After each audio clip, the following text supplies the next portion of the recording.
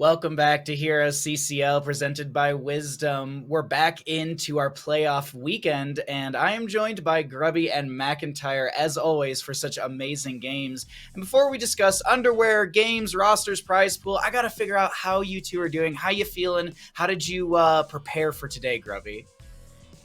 Well, just put everything that we see in CCL in perspective when playing some Storm League. And it really, seeing things being simply executed and then doing it, that for me is the important link when I cast and when I play so much, putting all that in perspective and thinking, dang, these pros, they play real nice. There's a lot of little nuance, as we saw yesterday from some of these pros, like a Hellgate to block a Jet Propulsion from a Blaze that Cattle read so perfectly, McIntyre. And I'm sure you still see things that you're like, wow, okay, I didn't think about that, even though you were a pro player and still a very, very strong player in Here's the Storm. Mm-hmm. Yeah, I mean, yesterday, PSD support play of the day yesterday was Banana H throwing that combo on Stukov into the bush, taking that shot, taking that chance. And making the play. I love seeing plays like that out of these top players. I'd love to see players take those chances when it comes to playing Heroes of the Storm. I think that's something we can always take. I think we'll see a lot of that here today in the series that we get to watch. These players have to make the play when you're at such an even skill level, right? It's those quick, decisions that seem a little off balance that typically gain you that advantage. So excited for the day, excited for these plays. Can't wait. I can't wait either. And before we get into the games, let's catch everyone up on the most important thing, the prize pool for these players. The prize pool is ever expanding, and I know we hit $16,000 yesterday, and we actually bumped a little bit above that. We're at $16,080 because of your support at home. If you'd like to check out the prize pool or donate towards that prize pool, you can hit ! Prize pool in chat to be able to get over to the Matcherino. And to be transparent with all of you at home, 60% of that prize pool will go to the players. You can see how that breaks down from first place taking 35%. And just to be clear, as I said, we have 40% coming back to Wisdom to be able to create such amazing graphics that you see on your screen, to be able to have broadcasts like this, and to be able to supply weekly games and matches. So thank you all for supporting HeroesCCL. And as I said, if you'd like to check out that prize pool, ! Prize pool, will get you over there. So we've caught everyone up on this prize pool, and there's been a lot of games that have happened this past weekend. So we can get everyone caught up here, Grubby, as we had the ladder bracket a couple weeks ago. Yeah, a couple of weeks ago, June 26th is when this ladder bracket began with Diamond Ants against Granite Gaming. Granite Gaming was triumphant there. They were our rank 7 and 8 team, so Granite Gaming did the upset. Wildheart maintained the status quo as the 6th ranked team to advance to the next rank. Chili Mountain also maintained that status quo, but then upended it once again when they ousted Oxygen with a 3-2 score. Very, very exhilarating, with Chili Mountain constantly taking the lead 1-0, 1-1, 2-1, and they finally closed it out 3-2. In that series, Stitches was very effective, winning the last 3 games. And since then, we haven't really seen him all that much. Chili Mountain was the biggest Stitches user that day. And that's why, of course, people are afraid of Chili Mountain's Caterpillar's Stitches play, which we saw yesterday when Chili Mountain was able to defeat Simplicity 3-1, with Simplicity heavily outbanning Caterpillar. Not just Stitches, but also Diablo and others. And Chili Mountain won anyway. Hot priority onto Cattle, and it didn't seem like it paid off much for Simplicity yesterday. Want to get your thoughts on everything that's unfolding and even just the games we're going to see today, McIntyre. Excitement from either of these two series, Chili Mountain Storm or Simplicity 30K? Yeah, it was a fun day yesterday. Storm taking 30K down 3-0. Just seemed like really on top of what they wanted to do as a team. Their drafts felt really strong, and they continue to capitalize on those in-game situations. Post 20 seems to be Storm's strategy. I'd say the same comes true for Chili Mountain. They tend to love to keep up on that experience, keep that soak up, right? So both of these teams are really, I think, well diverse in getting to that level 20, soaking the experience to get there, and then capitalizing on the win. So I think I'm going to look forward to that today. They don't really play those early game Kerrigan comps, right, where they're looking to get that early pick or two that gets them ahead. Instead, they maintain the experience throughout the map, get to the end game, and then execute on that win condition.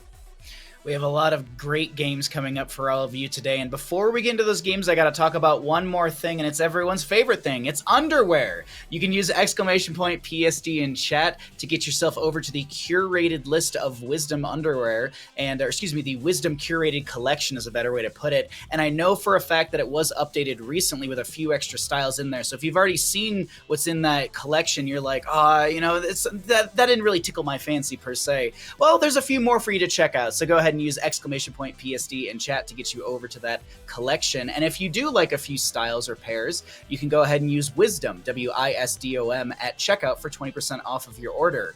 Much like yesterday, McIntyre couldn't decide which pair to wear, and today I'm in the exact same spot. So Twitch chat, I need your help. Twitch chat, I need you to tell me, should it be the Naruto? I mean, they're very nice. They're purple. They're very comfortable. They're stretchy, elastic, and they fit very well.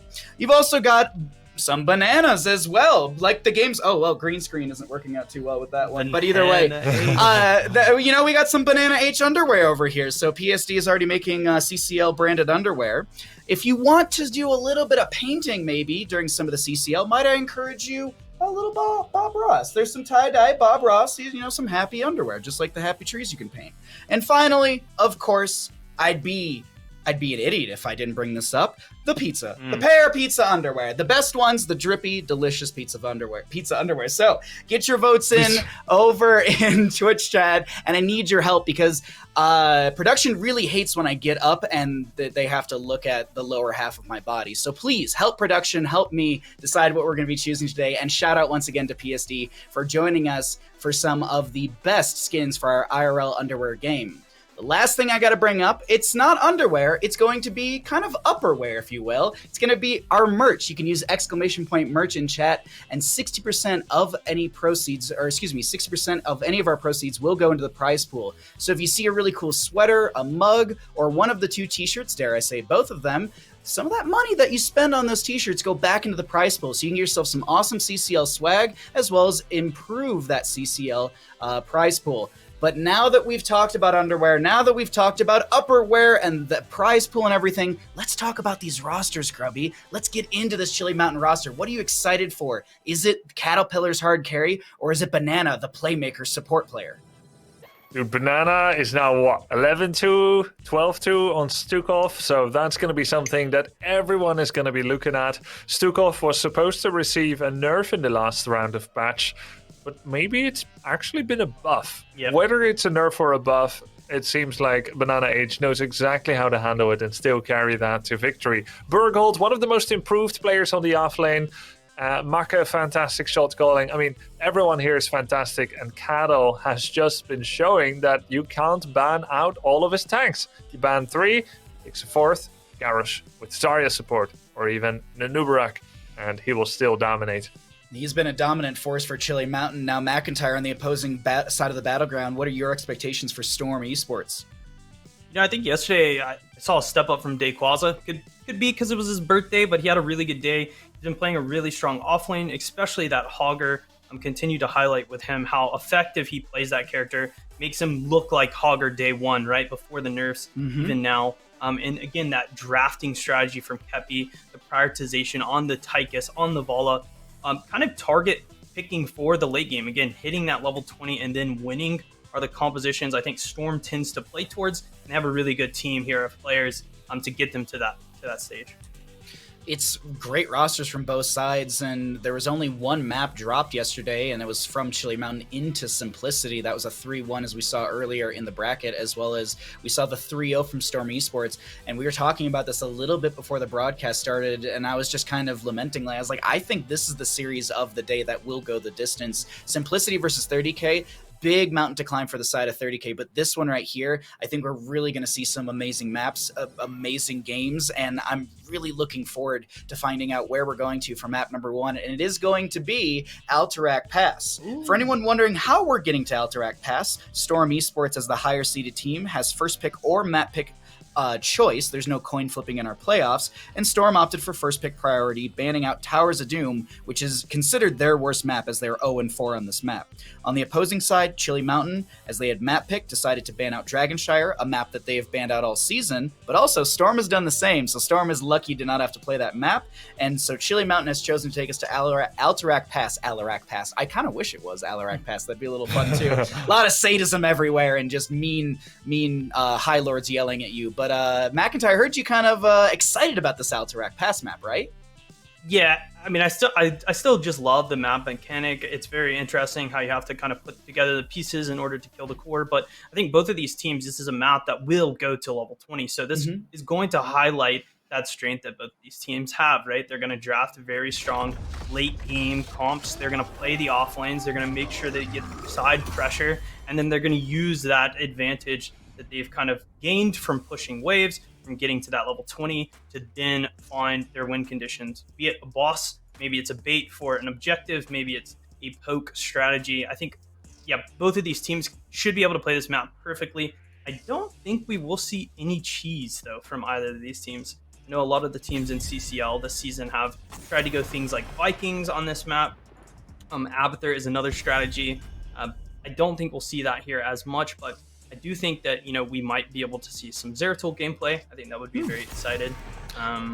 As well as, a contestation over that Stukov pick, I think is going to be very important here in this series. We'll see if they choose to ban it. I know Storm, as first pick, does not have to ban it, right? They're forcing Chili Mountain here to make the choice. Do they want to give the Stukov away to BBJ or not? We'll see if Storm immediately snaps Stukov up if it goes through.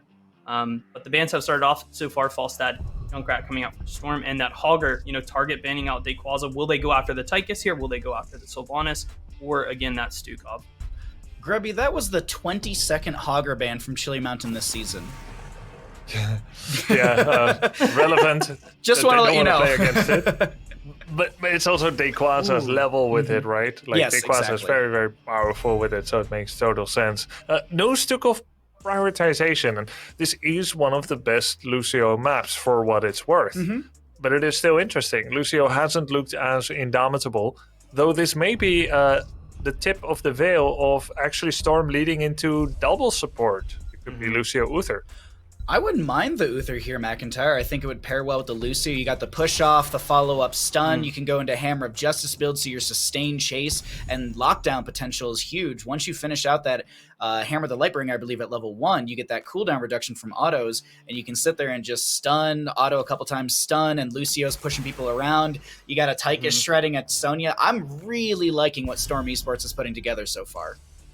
Yeah, I think they're kind of drafting, and we heard, I think it was yesterday actually, Lauber saying, if you don't draft to destroy Diablo, then he kind of gets to do whatever he wants. And I think that this Tychus and the Sonya pick are very good at contesting him. Sonya can take Wrath and just step into him, right?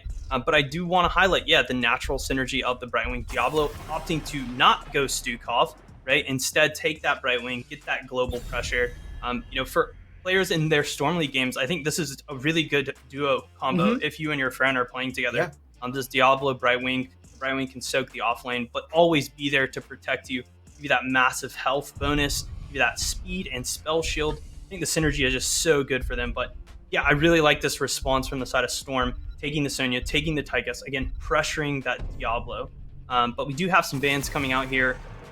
Chili Mountain is going to get rid of the Stitches, what I think is a great idea. They don't want to have that Diablo pulled in or gorged behind a wall and skated away. The Yrel ban coming out from Storm, the peel that she provides with her hammer, maybe can knock the Lucio as well, even when he's skating off of those walls, kind of knock some of that momentum, as well as the Sonya peeling for the Diablo, that ability. So I really like that ban a lot. We'll see what they choose to go into the offlane.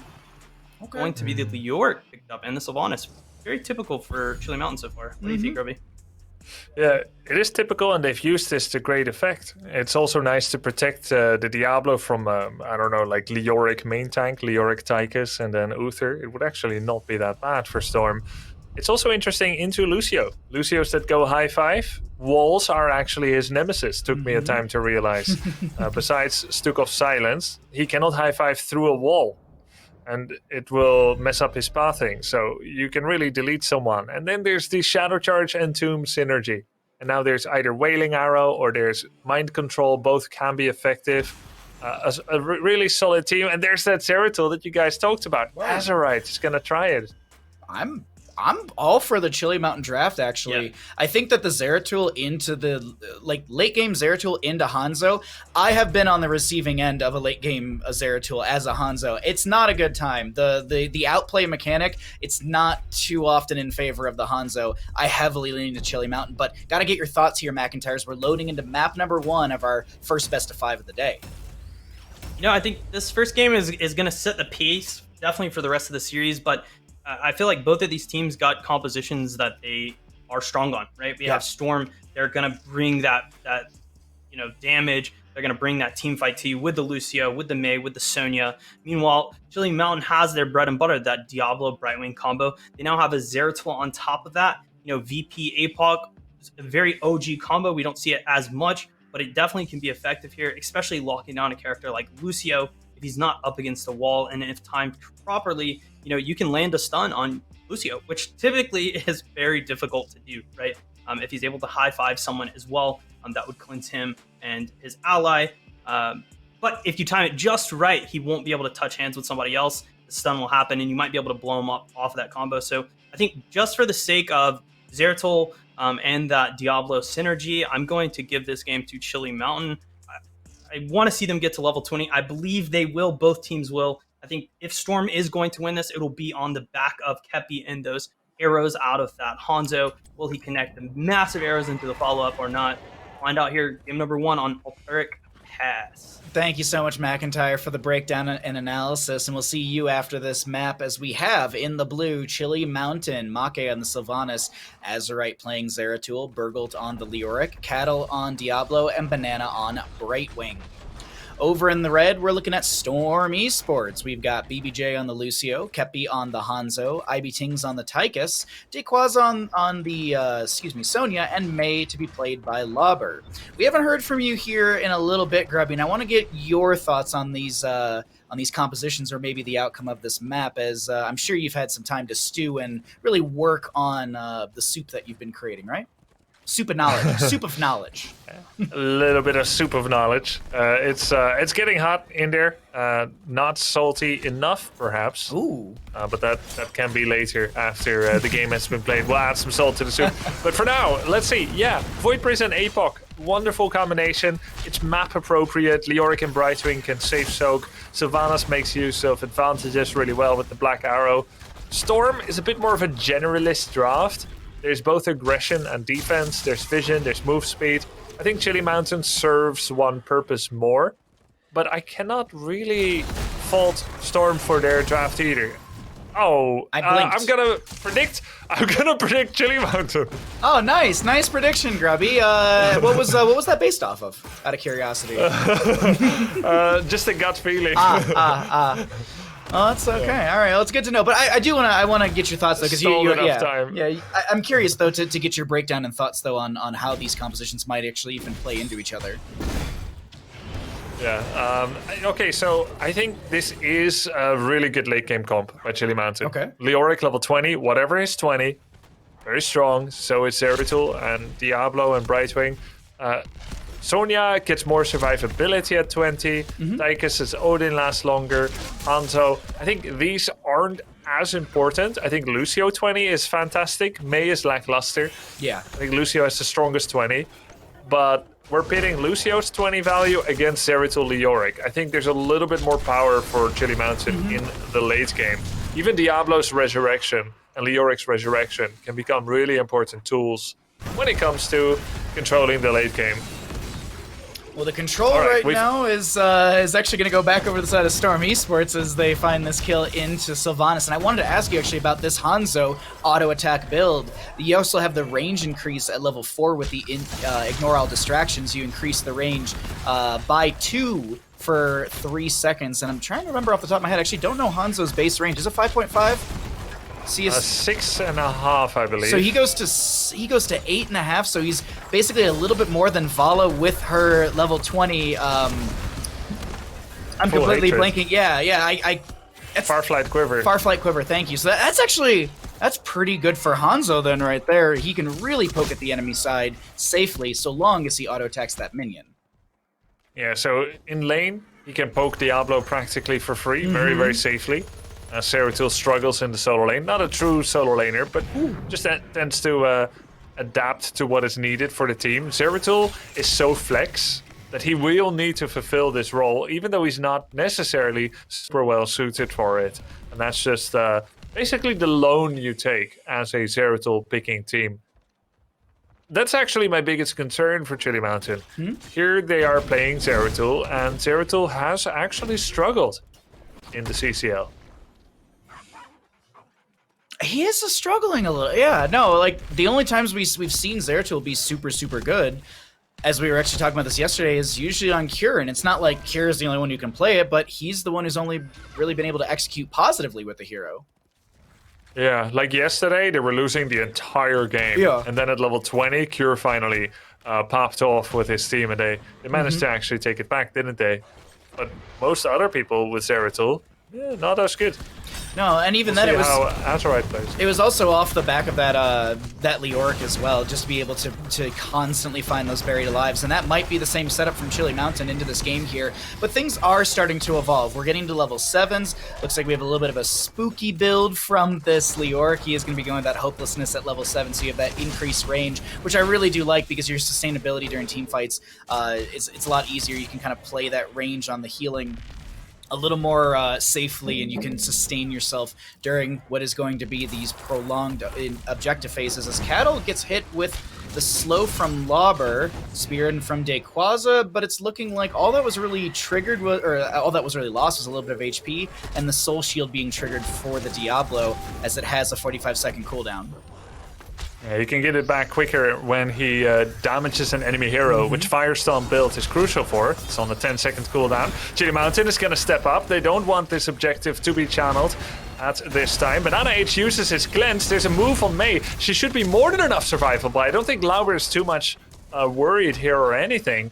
Chili Mountain does stop the objective channel. They have been having Azerite on that proxy location in the far side lane. There's a move on Sonya, top lane. It's 3v1.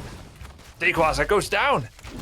A good pick for the side of Chili Mountain, and I'm glad you caught that because I was just looking at the Hanzo level 7. I was like, never at match, and I was like, oh, that makes actually really good sense with the auto attack, the range increase. You can just auto attack enemy heroes, get cooldown on Scatter Arrow. But meanwhile, as I'm just looking at the talents and seeing how things are unfolding, you got your eyes on the minimap, so thank you for catching that one. As in bottom lane, I'm just looking at the Zeratul versus the Tychus. Seems like it's A-okay right now for Azerite. Maybe the scaling is starting to help him out a little bit. He is Might of the Nerazim at level 20, or excuse me, at level 10. Not going to be going for the Apocalypse VP combo sort of deal. We still have the Apocalypse with the Buried Alive, so that is going to synergize very well in my opinion. But right now, Wrath Berserker will be popped. That's going to be a Buried Alive, excuse me, an Entomb coming out. Hanzo Arrow is going to narrowly go by the enemy side as we have a Wrath Berserker from Dayquaza still putting in damage. Azerite splitting Lauber to the top of our screen. As Burgle takes a lot of damage, he goes down. Cattle split from the friendly side. Full souls on Diablo. He doesn't want to lose these just yet. 3 seconds. But they want this objective as, yes, it's being channeled and canceled. Fire Stomps are coming out. Zeratul goes down. The objective phase is canceled out at 2.8 seconds left to go. Banana's going to get picked off, and things are falling apart for Chili Mountain as they lose 3 over the first objective. And I would assume with 14 seconds left and a Brightwing down 15, this should be objective first one over to Storm Esports with Drekthar's camp coming through each lane. Yeah, and at this point, the Sapper camp was also attacking heavily in the mid lane, which means that Storm Esports has 3 victories here. Wow. They won the team fight, they got the objective, and they pushed down the mid wall with that camp. A fantastic turnaround. Chili Mountain bit off more than they could end up chewing. There's a little bit happening in bottom lane right now with the Zeratul chasing on to Hanzo, and this is what I was talking about in the draft. Zeratul's life is going to be making Hanzo's life worse, but oh, the double blink from the Might of the Nerazim. That was crucial. Ivy Tings might have found the snipe with a grenade if that wasn't possible, but now Hanzo dead for 14 seconds. Brightwing and crew able to back off and clear these lanes with Sylvanas in mid and Leoric in top, only being pressured by the Sonya as the Commandeer Odin comes down through bottom lane, trying to open up this fort front gate. And I actually think Chili Mountain managed this super well off the back of Azurite with that kill onto Hanzo. If Hanzo didn't die, this would have been a harder push through bottom lane, in my opinion. True, and it still may die, the fort, or it won't. Okay, 100% if Hanzo was alive, this fort would have died, right? But now they save it on what, 20%? Sylvanas got a free defense. Boom. Connect. Is that enough? No. Not with Blink Heal available. If there was no Blink Heal, absolutely. Lauber gets punished for it. Zeratul back in, trying to shred through the enemy side. BBJ pushing off. IB Tings will be the target. Hanzo back here. High fives from BBJ to get him out. But I think that that arrow was a little bit of a bait into Lauber, and Cattle executing super well off of the momentary over-engagement for the Brightwing. Yeah, 100%. You said it, Bahamut. You saw Kato getting in position to cut off Lauber on that Mei. And, well, now that there's a little bit of a break, I'd like to also kind of elucidate on the lack of Void Prison. Zeratul's job here. We kind of saw it already with that Hanzo kill, right? The key talent here is level 7. This is not Wormhole into Void Prison. Yes, he wants a lot of blinks from his level 1 with CDR, but his level 7 is his second charge of Vorpal Blade. Vorpal Blade is stickiness personified. It's constantly following a target, and the fact that you have a second charge is so key because it means you can follow someone after their first escape. That makes Zeratul a hell to deal with for Hanzo, who only has one jump. Diablo eats the big arrow from this Hanzo, but the scatter arrow comes through, and the Brightwing phase shift won't be on time. Diablo loses souls, and Hanzo finishes out his level 1 questing talent. Now, he can lose a few of those stacks if he dies, but what does this mean? Well, after Redemption's done, he gains 50% attack speed, so he's really able to shred into the enemy's side. That never outmatch, ignore all distractions from level 4 really allows him to continue to poke out from afar. And kind of right now, he's got really quick wave clear. 7 autos is not that long for Hanzo, and he one-shots every minion with that level 4. But a haunting wave from Make, hello? He knew what he can do, and this is kind of Mei, right? Like, Mei is more threatening on the engage than Johanna, but she still suffers from Johanna syndrome in that you can sometimes kind of push into her and go away, and there's no immediate Shadow Charge, Power Slide, or Variant Taunt, or Warlord's Challenge. She is a defensive tank that doesn't do quick trigger defense the best. She has a lot of utility, a lot of slows, a lot of survivability, mobility, anti-mobility, but what she doesn't have is that trigger. And Maka kind of recognizing that and taking advantage of it. Did he gain anything out of it? No, but it is demonstrative of what could happen later as an arrow hits Make, but he's out of range. Little blink heal from Brightwing just to make sure that that health is going to be regained, and it's an arrow that connects. Cool. Check another one that did connect, but we have a slight experience advantage for the side of Storm Esports, though this won't be yielding any sort of massive advantage on the map, as 16 will also be achieved on the side of Chili Mountain just now. And Chili Mountain considering boss now that they have 16, unless it's just they're worried about Storm Esports going for boss, but it feels like Storm is worried about the exact same thing, and it's both teams just checking top boss. But in mid lane, Mei's forward trying to push up the lane with this ice wall. Oh, using Shadow Charge to get out of the Blizzard, then doing the overpower Shadow Charge combo to get out. There's an Apocalypse, using Odin to become unstoppable so that he can actually get out of the Apocalypse. And the turnaround kill on Azurite. You know, I didn't even see him what happened to him, but he's blown to smithereens. He blinked in trying to get onto Hanzo once again, and everyone turned and said, no, no, no. This is going to be a kill into Zeratul, a kill into Diablo, as well as Leoric. A triple kill will be found by the side of Storm Esports through this mid lane engagement. Well played, and that was all off the initial ice wall that Lauber seemingly really whiffed, but it was a perfect engagement to force Diablo, as you were noting, Grubby, to Shadow Charge into the enemy team, which made his, I know he had the double Shadow Charge, but still, it just delayed things out long enough, and great triple kill for the side of Storm Esports, as they're looking for the second objective phase in their favor as well. Yeah, they're controlling this so well. Tychus is just a huge threat to Diablo, especially when Diablo is not the one that starts the engage. I think Lauber recognized that very well. And of course, this started with an outnumbered situation. That was a great catch by Storm, but forcing Diablo to use his combos to save himself means that Tychus and Hanzo can step up with complete impunity, and Azurite is at risk when he goes in. Arrow misses, there's an entomb on Lucio and on Mei. Can they actually get to Lucio? He uses High Five to get away on Kepi, and manages to get enough movement speed to do the miraculous escape. Houdini'd himself out of there. Boss has been taken, and it's gonna actually march on the keep wall, but Chili Mountain is gonna completely forget about that boss. Say, whatever happens to the keep happens, we need to start channeling this objective because it's 2.9 seconds against ours. And now Azurite branches off, and can he afford to do that? It looks like probably yes, because Storm sent Sonya away as well. Well, they'll see they'll see Sonya in the top lane, and that actually might be the go command, or the kill command, if you will, for Cattle, who sets up the play into this Lucio, and now Brightwing chases in to steal the kill onto Tychus. Sonya showing in top lane was a great call for the side of Chili Mountain to go in, but Burgult was split as Hanzo is continuing to auto in, has that faster auto attack speed as we mentioned, but as you said, Grubby, this is going to be the objective phase focused by the side of Chili Mountain. Boston bottom lane still wailing away. Azurite able to tag the camp to get some extra pressure through this mid lane. And the Keep is just now taking damage. Keep front wall is actually did a lot, as well as Azurite helping out there. But buffed mid lane, this is looking really good for Chili Mountain. Is this a good time to jump in comms? I'm curious, Grubby. Yeah. Let's go Chili. Into Chili we go. Entomb when you're up. I care a bit tanking though. Yeah. Spawning in 5. Yeah, we're spawning soon. I have silence in 30. We haven't seen. Can we go?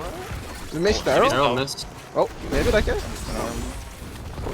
We wanna get bot fort here, I think. Yeah, they're 5 now. No arrow though. We get bot fort. We want the soak top. You wrong for it, Gregor? As well. Yeah. Top soak is probably doomed. Maybe it's just doomed. Yeah. I can get the 30%.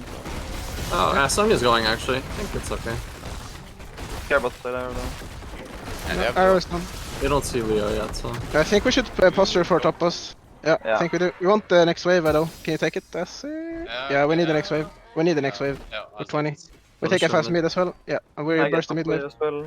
Fine. Impulse. Careful mate up. I'm giving you a jump. Giving you a jump. Yeah. Yeah, care mid. They're engaging. They missed as well. Giving another jump. Yeah. I can dismount on. I used the unstoppable. They're 20 right now. We chill a bit. They're gonna come here. They're looking for me. BBJ maybe. Can we for something here? Moving as well. In the. I have silence here maybe. Oh. We might have to. No. Oh, he's solo. We should. I think. Yeah, they blink. I bolted into it. The one on you mid. Nice. Okay. Oh, I'm coming. Kinda got nobody. I have res. Yeah, I'm gonna try and. I'm probably out. I'm spawning in time when they. I'm just zoning a bit. You have to give them back, you will die. I'm alive. We can contest it for sure. Yeah, we can contest it for sure. I'm spawning. We're gonna get. An exciting moment from Chili Mountain as they had some great momentum going for them, Grubby, but it was just shut down by Storm Esports reading the play into top lane so very clearly.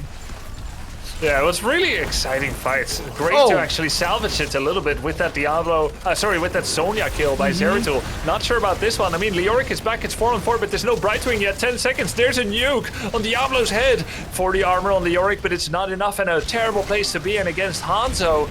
Wow, you know, Storm is making this happen, right? Like, they're doing really good control here. Lucio's control of the healing, the anti-healing as well.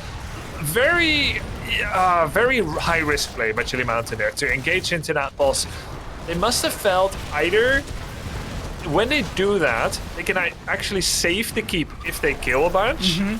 And if they don't lose the core. And that's actually not the worst reward. If they do nothing, they also lose the keep and not the core. So maybe it was actually like totally fine. Do you know what I mean?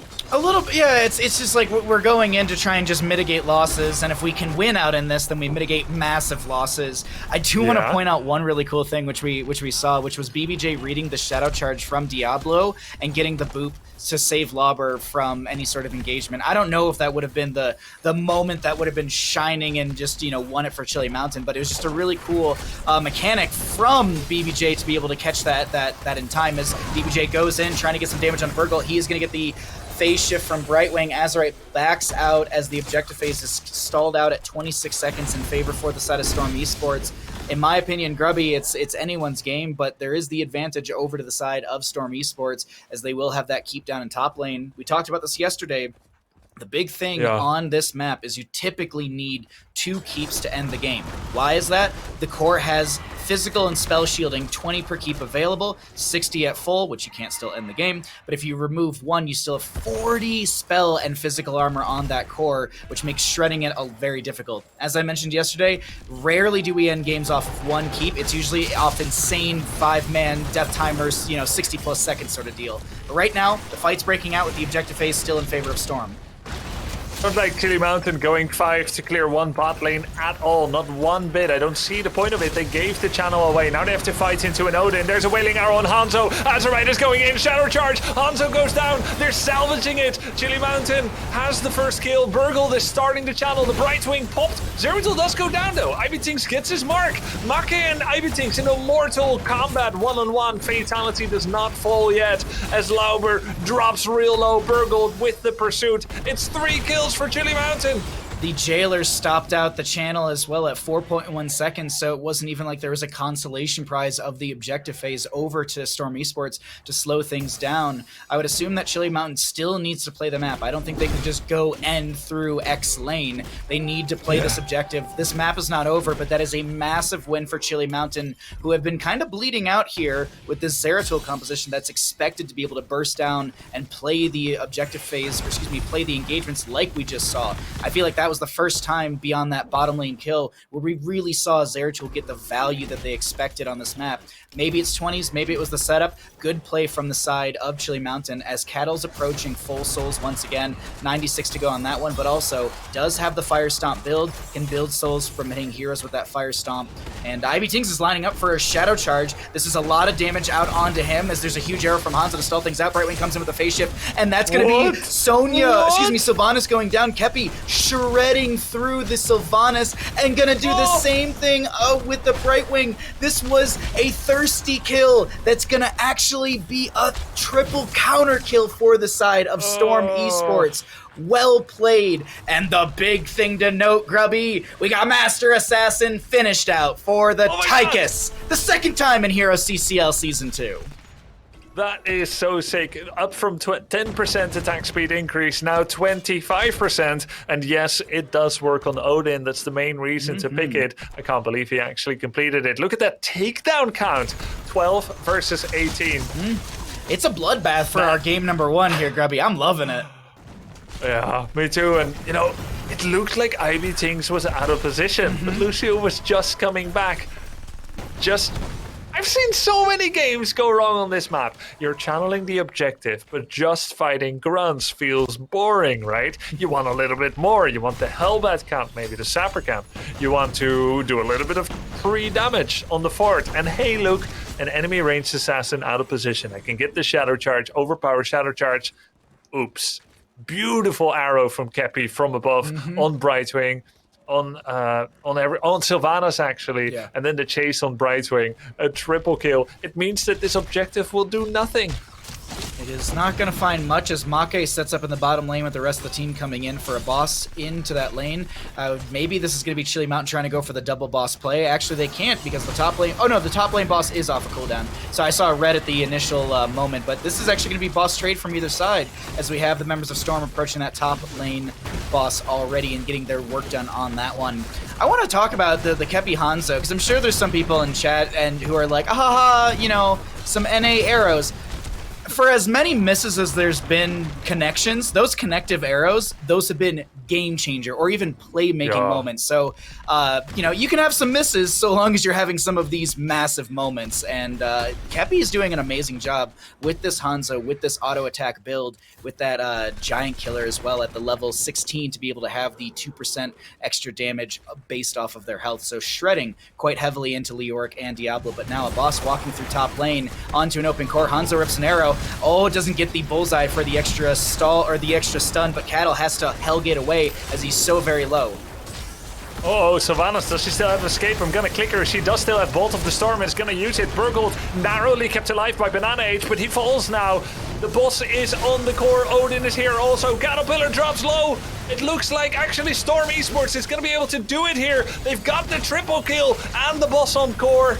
Fantastic game by them. This is what we were talking about. This is the rare moment when you see the game end through one keep, and this is going to be a pentakill over to the side of Storm Esports as they take game number 1 on Alterac Pass. Well played from Storm Esports. They made Zeratul look like a butcher, in my opinion. Like that is not that it was bad Zeratul play. Azerite had some pop-off moments, but it was just, it didn't seem like it was as impactful as they were expecting from the side of Chili Mountain, Grubby. Well, at the end of the day, the objective was won for Chili Mountain, and they were able to use it and plan their next move, and then they could have done a boss or a double boss play. Everything turned to ashes in their mouth at that fateful moment where Ivy Tinks looked like he was out of position, but he was saved. A little bit greedy by Chili Mountain. Greed is good, but sometimes it is your downfall. And in this case, wonderful save by Storm. Had Kepi missed a little bit more, then that wouldn't have been a mistake. It wouldn't have been punished the way it was. But the execution made it one. Fantastic job by Storm. And McIntyre, as we bring you back in, the big question I have for you, after that objective failed and Chili Mountain positioned for boss, was that a mistake to go for bottom boss, or do you think the top boss was out of position or too risky? I think they had assumed that by trading bosses, they would defend the boss, their boss that they took would then take a keep, and then they would be at kind of parity again, right? We'd go back to a 0-0 state. However, I think just the pressure that Storm's draft had and the way that a boss kind of forces, especially a character like Zeratul, have a really hard time, right? The fight, I believe, started with Azerite on the Zeratul walking up to the boss, hitting Q and autoing it, and then immediately blinking away. And on that blink, Kepi, as the Hanzo player with the prowess he has, immediately shot his arrow after him and then just threw the Zeratul out of the fight. Azerite had to use a second blink to get away. And at that point, he's not really bringing any pressure at Zeratul, right?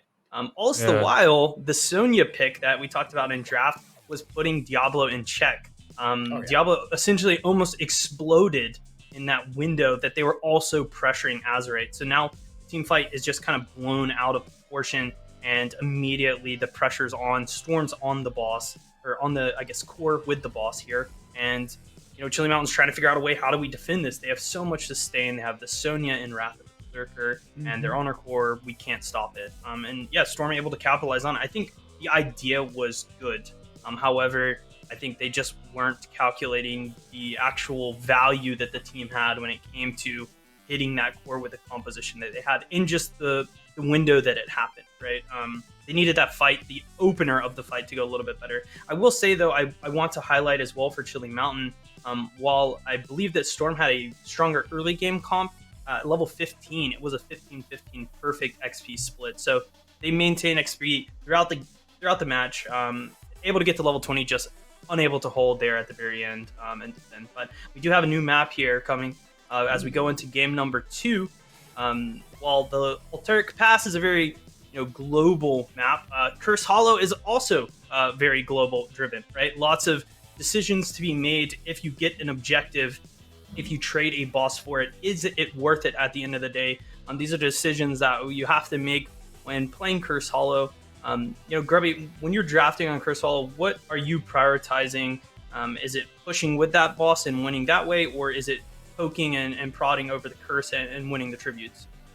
I think in 2 layers. Number 1 layer is when the opponent is taking camps and I'm not, or when the opponent is showing in a lane and I'm somewhere else, they're too far to respond to. Camp invasions are too difficult when you have to travel all the way across the map. So when I am where I am on the map, can I make the opponent regret their absence? That's number 1 for me.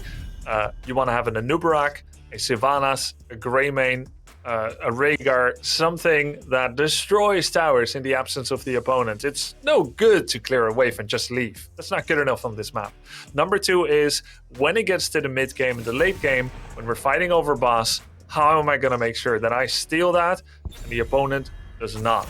We're thinking Tyrael, Emerald Wind, Mighty Gust, Cocoon, and so on and so forth.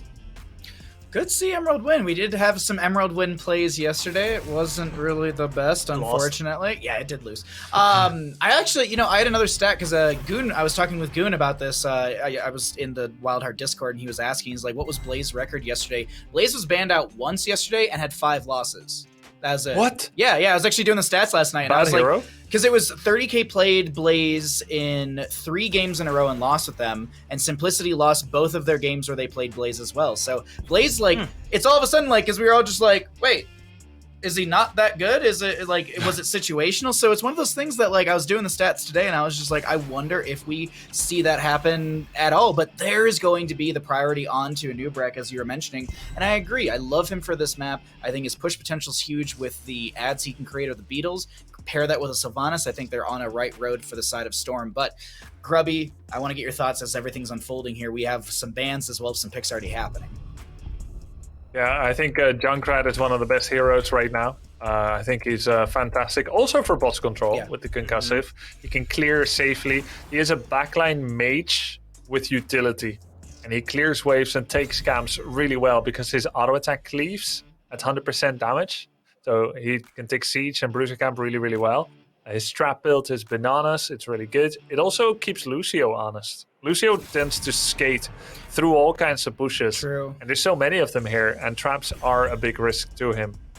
What are you thinking here, McIntyre, seeing the Cassia ban, as well as just what's unfolding right now? Expectations for either side when we get through this ban phase?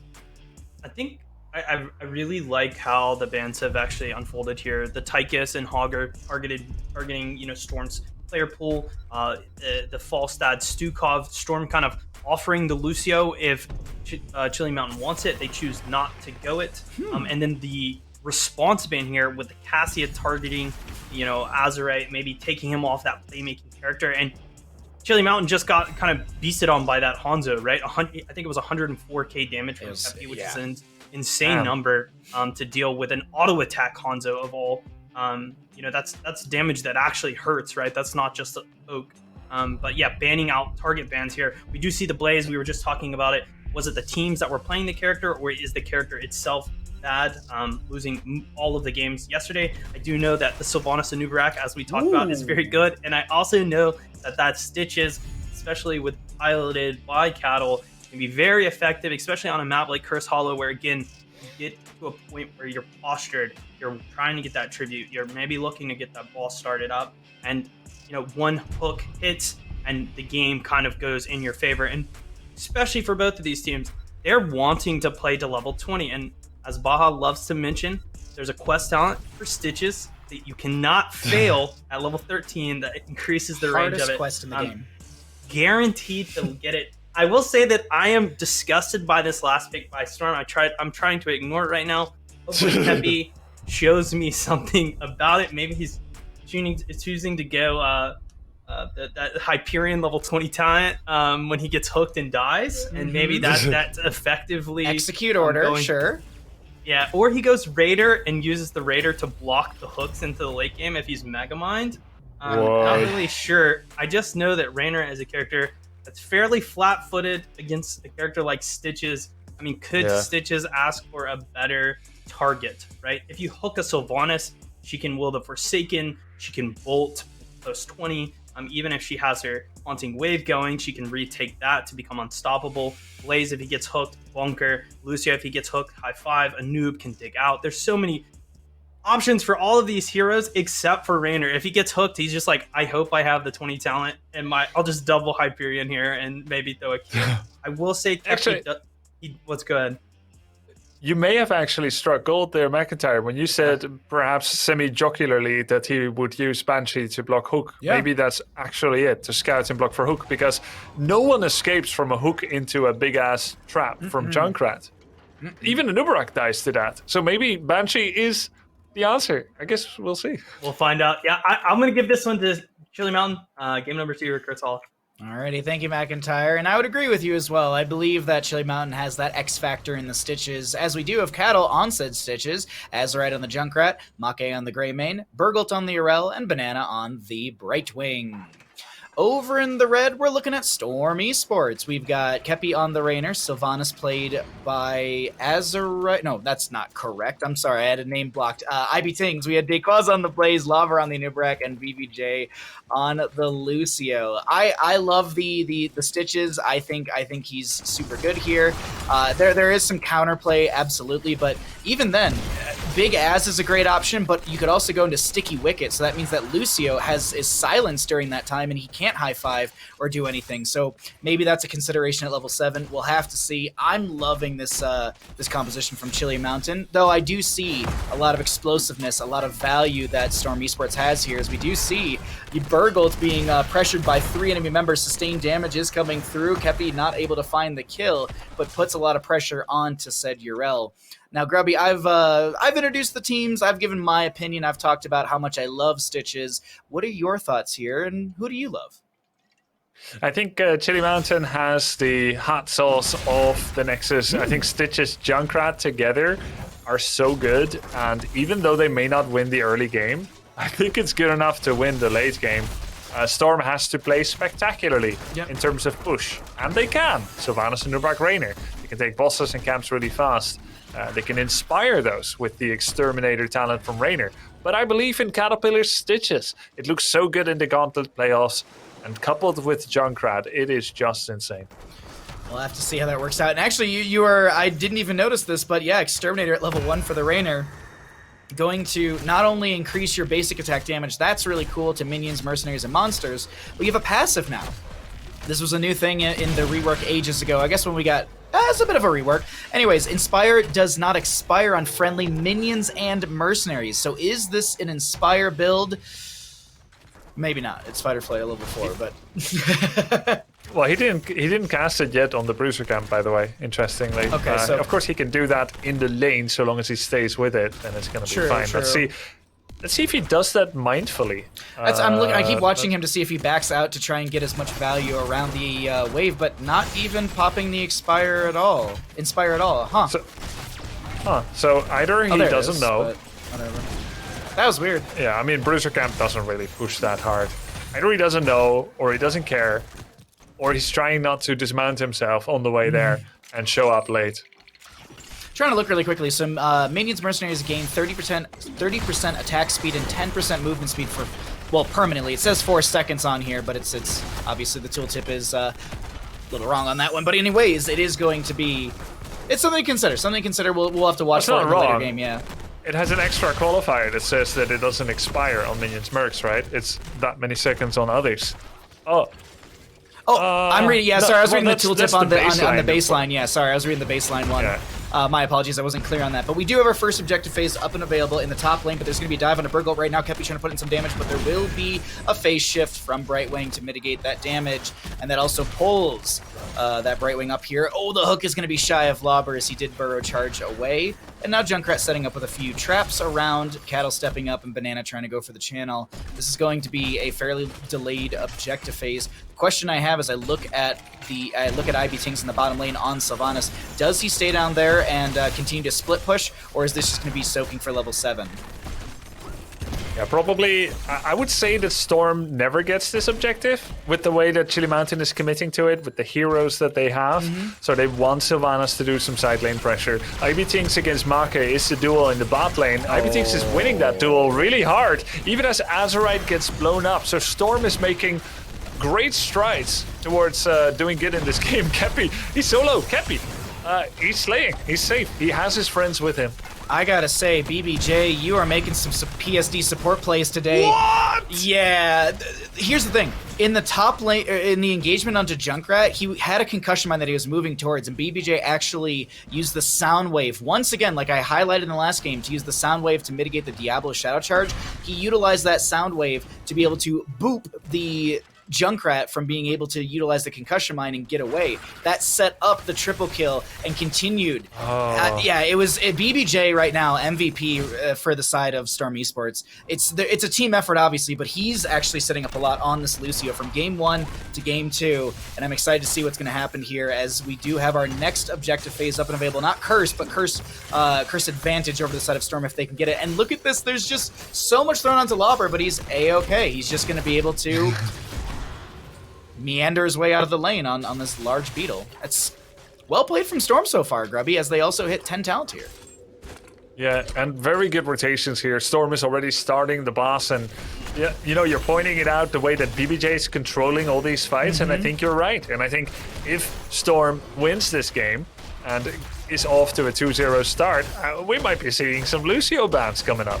I mean, I was looking at some of the stats earlier, and Chili Mountain barely ever bans out Lucio. They've banned it out 3 times over the entire season, whereas, funny enough, Storm Esports, they've banned it 12 times so far in this season. So Storm, the team that often doesn't like to play against the Lucio, now punishing enemies with that tool, as this boss trade will happen. The objective phase will happen as well, and it goes over the side of Chili Mountain during this, but this will be a boss through top lane getting a fort, and a boss through bottom lane doing the same. I think this is just going to be forts traded out. Maybe even but keep one from wall. side is not like the other. Oh, There's no. a Sylvanas. And a new Storm is getting a really good trade. Do we want to jump into their comps? Let's to go see how into they're Storm. getting on? In we go. All back, they're going. Okay. I'm going bottom. Look down. Yeah, thanking. I got him. Yeah. We're out. Nice. Got most of the top wall. Yeah. They're missing soak. Ball up the waves. Here, spawn for us. Somebody go get our eye. Yeah, I'll get it. You can help them, maybe. No, we don't need help. It's okay. It's dead. Boss is basically dead. It might kill the minions here. It's good, actually. Yeah. Maybe far camp advantage, too. Pushing through it's mid. It's gonna die. Don't really have to deal with it. It's a good spot for us. Just go for hooks. Careful Gorge. I'm dead, I think. I'm pretty sure I'm dead. Oh, maybe not, actually. Stunned up. Okay, yeah. We can win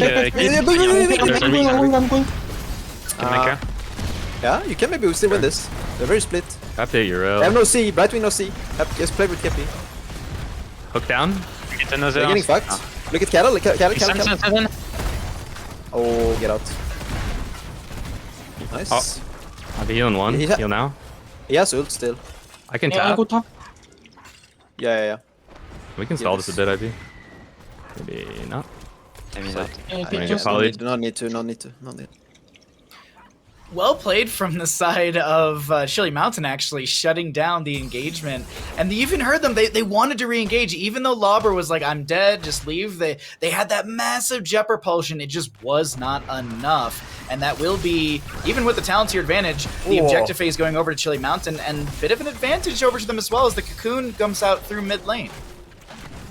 Yeah, overall, that was just a super cool fight. Seeing that polymorph, actually, by Banana Age, right? To stop Lucio from getting the high five on the Nubarak. Yep. Lauber's self-awareness, knowing that even he, as a full HP tank, is dead when getting gorged. Junkrat traps, right? Yep. And just the amount of control around it. That's the threat of Chili Mountain. And this is a level 13 Chili Mountain now. As predicted, Storm is off to a bit of a good start, but Stitches tends to subvert expectations around this time and going forward. So let's see if Storm can restabilize and prevent the forever present risk of Stitch's hook. They're getting a really nifty fort here, even as they're basically giving up first. They're also giving up Lauber and pushing. Oh, yeah. Yep. Also to note, we had that level 13 come through, so now fishing hook, the extended hook for the Stitches. He's got, I believe, 40% range on that, and he also has some cooldown reduction talent. So if I'm not mistaken, when Stitches lands a hook onto an enemy hero, right now he goes down to an 11-second cooldown. And I believe if he hits the Master Hooker at 20, he goes down to, 8 seconds or something like that? 7 seconds? I can't remember 100% off the top of my head, as it's been a little bit since we've seen Stitches. 8, I think. 8, yeah. -4. -4 and 4? Okay, thank you. I believe so. Right, sorry, yeah, so I looked at the wrong tooltip and I was like, 5, wait a minute, that got nerfed. But anyways, yeah, it is, you are correct. So it's 4 and 4, 4 from level 7, 4 from Master Hooker, as that it was a really close hook in mid. Super close here, and nice little push by Chili Mountain so far. They've got all the outer forts down and are gonna play it safe now. They know they need to play off of Gorge and Hook, and they have another chance here. Hook cooldown is available. Nice little fishing. At this point, they don't just want to run up and start hitting each other anymore like some kind of bar brawl. They want to start with a hook, Make sure it's 5v4 first. And Storm, they of course do not want this. Oh, that's a really good hook. Oh, but the steel trap. Target. The steel trap actually was a little shy right there as well, but it doesn't matter. We'll have hook back up in a few seconds here. I'm actually going to hover over the stitches. It's actually right off. It's off of cooldown right now, so it's a little terrifying. Like, that constant threat is looming for the side of Storm Esports as another hook does go out, not connecting. And you're actually seeing Storm on the minimap playing a little more, I wouldn't say turtled up, but they're playing safe in their rotations, trying to make sure that if anyone's going to get hooked, it will be something like a Blaze or a Nubrak, or possibly a Beetle from a Nubrak, as he's hoping for it to be that. Rainer super far forward. There's a hook on a Beetle. Nice job by Lauber, immediately popping his carapace. He takes that as a reason to engage. He burrow charges in. You know, it's all right. Maka doing a lot of damage on Lauber. Lauber forced to use the cocoon. There's a mind control on Urel. She turns on absorbing. This looks actually pretty good for Chili Mountain. Everyone is hiding in the bunker. But what about when it pops? Bunker does pop. There was a Gorge onto Lucio, who's sitting at a couple HP, and he does go down immediately. Lauber very low as well. Gilney and Cocktail to get the splash for the kill onto him, as this is a double kill for the side of Chili Mountain. And the hook, oh, you gotta be kidding me with that. Kepi somehow just threading the pixels in Heroes of the Storm, but Greymane goes in for the throat and will be able to get a kill right there with the Dark Flight. Kepi gonna be going down. It's a quad kill for the side of Chili Mountain as they gain control of this Bruiser Camp for mid lane. I don't know if they want to end here due to the death timers being low. This is the better call. Go for boss, maybe even go for boss through bottom lane as well. Insanely well played in this turnaround engagement around this boss from Chili Mountain. So that's one of the choices, right? Double boss. I feel like that would be potentially weak now. I'd love for them to push in with the boss and try to get a keep. If they do double boss, they get no keep and they eliminate all their win conditions. And they're basically guaranteeing that the game goes to level 20. But it does look like they're playing around that. They're like, okay, we're a little bit closer to 20. We're going to slow play this. We're going to take this boss, bunch of other camps. Maybe they actually save the other boss. It's looking like that. And then make sure that they can somehow coincide the third tribute. Oh, okay. All right. Well, there's many options here. I was right there with you, though. I like you were starting to talk about it, like coincide the third tribute. Yeah, no. I was like, yeah, the momentum could be there, and you grab it, you push in, you win the game. But right now, they're going to grab this boss. It'll apply pressure through bottom. Cattle has the channel on the objective, and this is just going to be the members of Storm. They're battening the hatches. Is that the right terminology for that one? Battening the hatches, yes. Yeah, closing the windows with wooden boards, right? Yeah, they're trying to get ready for the the Chili Mountain Storm to come through. Both these teams. Yeah. It's nice to have weather teams. You can play off of them completely. But anyways, we do have a hook going out, not connecting from Cattle, who's just fishing for some heroes here and there. So they took the top boss as a deny, and the second boss now is supposed to maybe secure keep. And the Bruiser Camp is pushing at the same time. So they did make sure that there's a double threat setup. There's a really good chance that this doesn't get keep nor top. And then suddenly there's no win condition for a while. 2 tributes will take a while. And I think that's where it's headed. Storm has done a great job of battening the hatches. It's turtling up. And through the hard shell, Chili Mountain at the moment cannot penetrate. It's going to be some nice protection to the house, if you will, just to make sure that you're not losing much. But there's going to be hook, Gorge. Uh-oh. All right, steel traps on the ground. There's going to be a concussion mine as well. Riptire is going to be coming out as well. Blaze comes in with the jet propulsion, but a Nubrak shredded, annihilated. He goes down. We do have a mind control available for this Sylvanas in 10 seconds. Burgle stepping in. Huge high five mitigates the Righteous Hammer. And this will be disengaged easy enough for the side of Storm Esports, but another hook is available. Can he find this on the side? Can Cattle find another hook? At this point, they don't need it. If he sees anyone stepping up, he's creating this zone of influence, right? Like, do not step here, I can hook, which is basically what Diablo does, but he is doing it from a much further range. They're getting 1 keep now, they're getting a 2nd keep, all off the back of that hook, right? Yep. So frustrating, because Storm did a fantastic defense. They made sure that they defended both bosses. There was no level 20 in sight yet. And then Nubrak gets hooked. And it just kind of ends the game.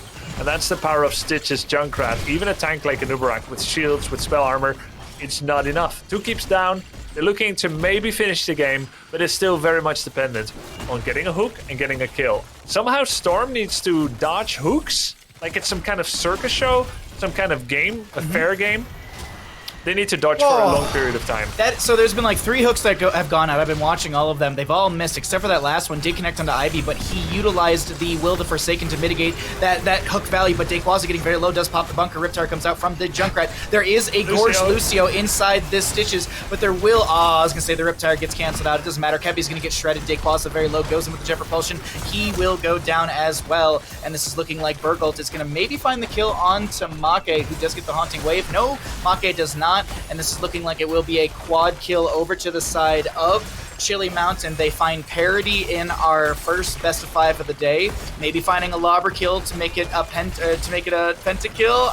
Now they won't be able to do so, but still, Chili Mountain will be able to take game number 2 on Curse Hollow, and they equalize in our score today. That was an explosive game. There was just so much constantly happening, but the big thing to talk about is what you had said, Grubby. It's just the zone of influence. It was just anytime Storm was trying to do anything around the objective, around the enemy team, it was just, where's the hook? When's the hook? And McIntyre, I'm sure you've got a nice breakdown for us as to how well this was played from the side of Chili Mountain, or even some positives from Storm as well. Yeah, I mean, let's just all agree the Stitches Junkrat combo is pretty disgusting. If the Gorge happens, it's, as you heard Lobber say, I'm dead. I think pretty much all characters in the game might fall to the combo. We saw Lucio picked up by it. We saw Anub. Several characters that are very good at surviving something like that are unable to survive it because of how effective the combo is. I think this game was definitely like a hook versus hook game. I say that in the sense that Sylvanas did end up going the mind control. However, with the talents as Chili Mountain continued to get them, they could throw hooks out much more often, right, with that Stitches. Especially once 20 was hit, Master Hooker came out. Like it's a 6-second, 7-second hook every time. So yeah, just that pressure constantly putting on the Storm. I think the game deciding fight was definitely the 17-16 fight though. Super massive for Chili Mountain. They just got so much pressure on the map because of it. Able to get the double boss, get the hard camp mid. That led to a 2-level lead. And then, now they have the side of Storm locked in their base. I do think that was a very good engage window for the side of Storm. Hook had been cast, and I think, Lauber was like, well, the hook's down, let's try to make something happen. Yeah. Just so happened to go in the favor of Chili Mountain there, and then able to just capitalize on it before Storm could hit level 20. I continue to talk about these teams and how well they play to level 20. We will never know if Kepi was going to take, I guess he couldn't have taken the Hyperion talent at 20, but we'll never know, even if he could have, because they did not make it to that level 20. So really well played from Chili Mountain, great control, and again, utilization of that Stitches with the rest of the comp, able to just one-shot whoever they got a hook on. It was a really fun game, and as I said, and as we've been discussing, it is going to be 1-1 in our first best of 5 of the day. This is the winners bracket as well to decide who goes to that grand final and gets the weighted best of 7 in their favor, and then that'll be next weekend. But this is still a really important matchup. The loser of this will go down to the bottom bracket, still has tournament life to try and make some plays here. But we're going to take a small little break. In that break, I encourage you to hit ! prize pool. We're at $16,130 because of your support, so thank you all at home. And if you'd like to support the prize pool, ! prize pool in chat. But we're gonna take that short little break. We'll be back with map number 3 in our first best of 5 of the day. Who's gonna find the advantage? We'll find out in a little bit on HeroesCCL presented by Wisdom.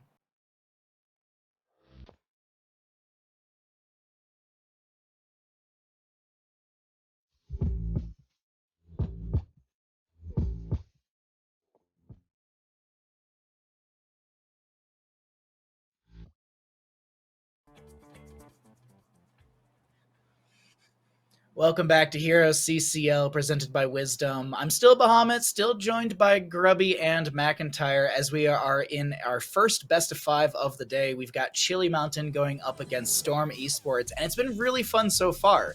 We had an amazing Alterac pass map. You know what? Actually, before I recap all the map stuff, let's actually maybe look at the maps, and we can actually tell you where we're going to go to for the next map, as well as we can recap a little bit what happened here so far in our first best of 5 of the day. We are going to be heading to Infernal Shrines. This will be the map choice of Chili Mountain, as Storm Esports, the losing side, opted for first pick priority. I want to note really quickly, because I was saying this as we were just coming back live, this is one of the best maps for the side of Storm Esports, as they're 6-1, and the members of Chili Mountain, they're at 6-2 on this map. So a good record from both sides. I'm expecting this to be really fun. But that Alterac pass map, a little bit of Zeratul play that was exciting, but it just didn't work out. The Chili Mountain win on that Curse Hollow we just had, McIntyre. Hook, Gorge, Junkrat, Junkrat, Steel Trap. Do you think we're going to see that here on Infernal Shrines, or due to the skeletal defenders, due to the rotations, do you think that Stitches is a little less prioritized, or do you think Chili Mountain just keeps running Stitches because it's working? Yeah, I mean, I don't think that the map will push them away from the pick. You do have to rotate to the objective on this map, right? I think a lot of the time Stitches is very good at picking people when they have to rotate, right? He's not as good once the objective happens, but as you saw last game, in most cases you can just gorge whoever you want, and if you have enough synergy behind it, be it that Brightwing, be it the traps from the Junkrat, you can just blow the target up anyways. So I assume that, after that last game, unless Storm is just still feeling confident against the matchup, they will look to ban out the Stitches. We'll have to wait and see if that's what they end up doing. But yeah, for me personally, if I was him right now, I think I would just get rid of it. Yeah. Or maybe, don't you dare say it. This is a spicy one. I would actually look into banning Brightwing. I think Chili Mountain right now is operating so efficiently with Brightwing on, Banana H playing it, because it unlocks that Diablo pick and it unlocks that Stitches pick. These are both massive, hefty boys. They have lots of health, and Brightwing, excels at healing that, right? If you get rid of that, sure, they may be able to go Stukov, but, I'd argue, in Storm's case, and maybe great minds think alike, maybe not, targeting the double globals here, getting rid of the Brightwing. Now this allows for Storm to go into the Stukov themselves, maybe force Chili Mountain to play something more like Lucio, and force them onto a draft that we're not seeing so much. I feel like I continue to see with Chili Mountain a Brightwing global sort of Diablo comp, or the Stukov, look for hooks, pick Garrosh comp, right? So we'll see if Storm ends up wanting to go the Stu level first pick here, or will it be the Lucio again, as we saw in game number 1. And BBJ does go with the Stukov. So here we go. All hands on deck. Will Chili Mountain take the Lucio? I wonder, do you take those Stitches super early to make sure that you don't have it banned out against you during the second ban phase? I was actually looking at my notes. Tychus is 11-3 for the side of Storm Esports. So I was like, it's either Stukov or they get rid of the Tychus, and the Tychus has just been so strong for Storm. I think it's been a big winning factor in a lot of their games. But it's looking like the setup for a Stitches. Grubby, is it possible for Storm just to grab the Stitches here, even with the Stukov? Like, I feel like you can still virulent reaction this, or you can go. They can still ban it. Baha okay, too. Yeah. That's true. I wasn't sure if they wanted to ban it. I think the two tanks that work the best with Junkrat are Stitches and Garrosh. Mm-hmm. Both of them have agency over where they place the target, either with Gorge or with Wrecking Ball. So if they ban Stitches, perhaps there could be a Garrosh pick with Zarya, and then a healer. They ran that on this map yesterday, if I'm not mistaken, against Simplicity. Battlefield. Oh, it was Battlefield. Battlefield, right? Excuse me, yes. Same tile set, so I was just like, wait a minute. So Storm, they gotta be like, okay, they're gonna ban the Stitches, and I think you maybe go into Zarya Garrosh in the 3rd, 4th pick. You leave your healer for later, which can be anything really at that point. It can be Malfurion, it can be, because you got the extra buffer from Zarya. But let's consider alternatives. Could they go Diablo here? Alex Straza. Sorry, if they go Diablo, I think the Alex Straza could be picked up, right? We want big percentages, and I like to argue a lot with Diablo. You do need something that protects it. I think I agree with, I like what Grubby has suggested, the Zarya, but they are going to go the Diablo, and I think Anduin is a fairly strong character at protecting him, just because he can pull him out if the Diablo goes too far in. And they not closed the door on something like a Zarya or a second support. Not that I think Chili Mountain plays compositions like that. We'll probably see a Sylvanas in that last pick if Storm chooses not to go it here. But I'm interested to see what Storm takes. Do they take the Mephisto? I like it. It's very good on this map. It's something that Kepi has had tons of success on. And this is interesting too, because Kepi is typically the Mephisto pick. He's on the Vala. Did we see an IB Tings they're going to swap, Vala, right? Could maybe. Swap, yeah. I'm not sure. Or is IB Tings the Mephisto, masterclass player that we just haven't seen because, he's had to play that Tychus all these games. So last pick, though, going to be probably a Sylvanas. I'd lean into that. Hanzo, very good too. The arrow into the APOC combo is always kind of game winning if it connects. However, we do have the Johanna, and I always love to highlight that falling sword. Now, applying unstoppable to all of Johanna's teammates in the range of it. So using that as a tool to, you can unstoppable yourself, possibly with your passive, or if you see the arrow coming and you time it correctly, you can just falling sword on your team, cleanse them off of it. It also provides a cleanse for Storm's comp. I really like this Johanna pick just because Stukov lacks cleanses. Right? He can do tons of healing, but if somebody gets CC chained out, they typically fall with him. Johanna being able to, give that while also being very effective on a map like Infernal, fighting over the skulls, clearing waves.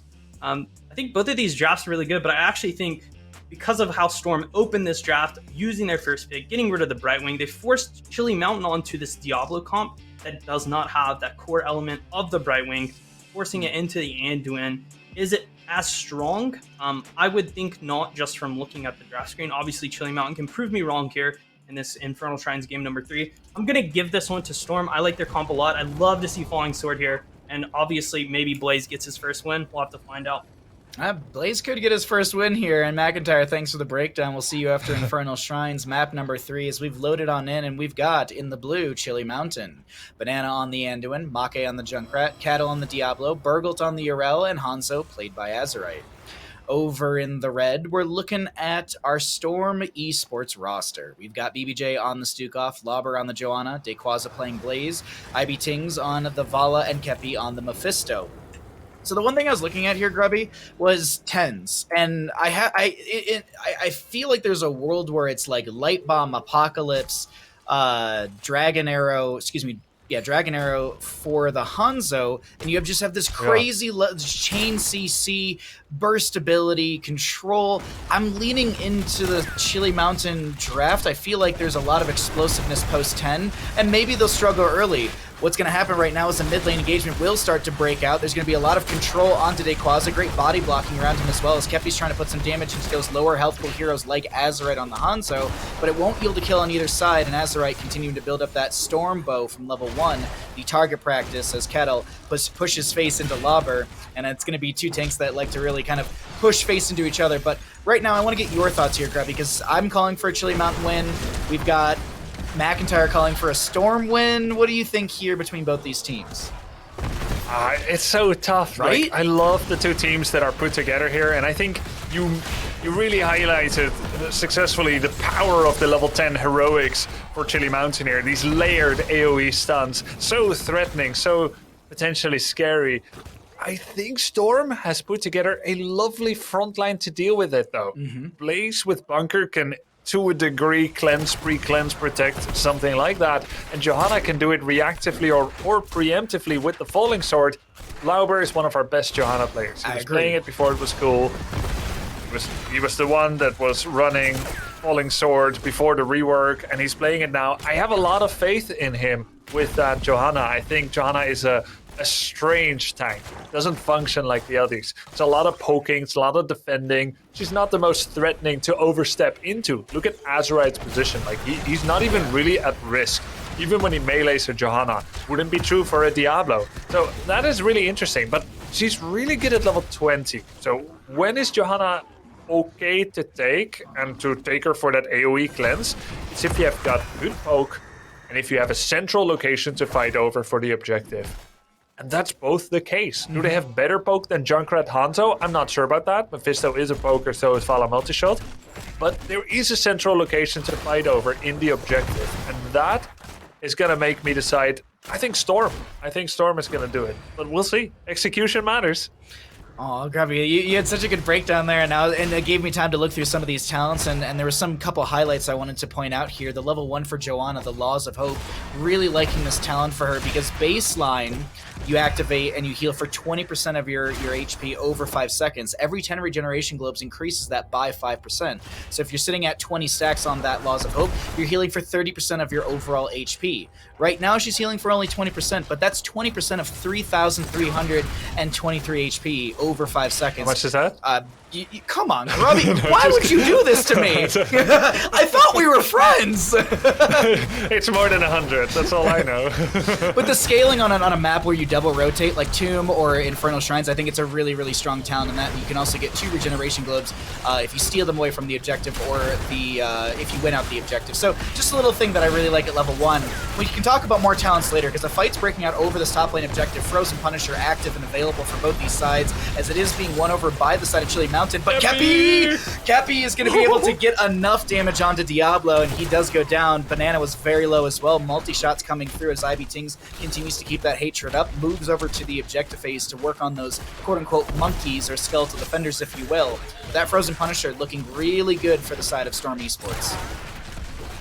Yeah, and I mean, that's the nuts. Having Frozen Punisher at the level 1 is the very best one you can get. And with that move there, I think Storm may actually have it. But Chili Mountain is not ready to give it up yet. And they're really giving Storm a run for their money with this 25 against 33 skeletons. It does look like Storm is going to do it, though. And Kepi is threatening the whole team. He's sending everyone running. Imagine, 1v4, and they can't do anything against him. I wanna point out something really, really critical as well, which was on the talents, was the Spite at level 4. And if anyone's wondering, like, how is Kepi getting so many of these Shade Mephistos and then Lightning Novas, is because you have the regeneration globe factor on top of your trait as well. So you're dealing damage to enemy heroes, which is giving you cooldown reduction. You have regeneration globes giving you cooldown reduction. This is such a good build so far for the side of Storm. And honest to God, when I made my prediction, that was so close right there from Ivy Tings. I should have respected Kepi's Mephisto when I made my prediction, because right now, this is a 72% Punisher while it's falling in that regard. But we're threatening keep front gate 5 minutes in, and this is not a standard thing, especially in HeroesCCL. In spite of it being a Frozen Punisher, usually not this much. Yesterday, a level 1 Frozen Punisher got 40% of the fort. Yeah. And I said that's a lot. Yeah, and I mean, we're looking at keep front gate, and then what are they trying to do? Is it just like, all right, Blaze Urel, y'all go do the double soak, we're going to continue to push that top lane. His Endurance of Hate did come out right there from Kepi. He wasn't able to go fishing for any kills. And we do have 10 talent here. Solid level lead for the side of Storm, and a solid opening onto Infernal Shrines. As I had mentioned, both these teams, this is one of their top maps. 6-1 for the side of Storm, 6-2 record-wise for the side of Chili Mountain. You call that a solid opening for a Storm? I mean, it's solid like Dwayne Johnson's chest is solid. I mean, this is rock hard in how Storm is opening up here. Caterpillar now getting bullied, minus 35% healing. Who applied that? Oh, it's Johanna, of course. It's debuffed since exposed talent. Punish reduces healing received. Great.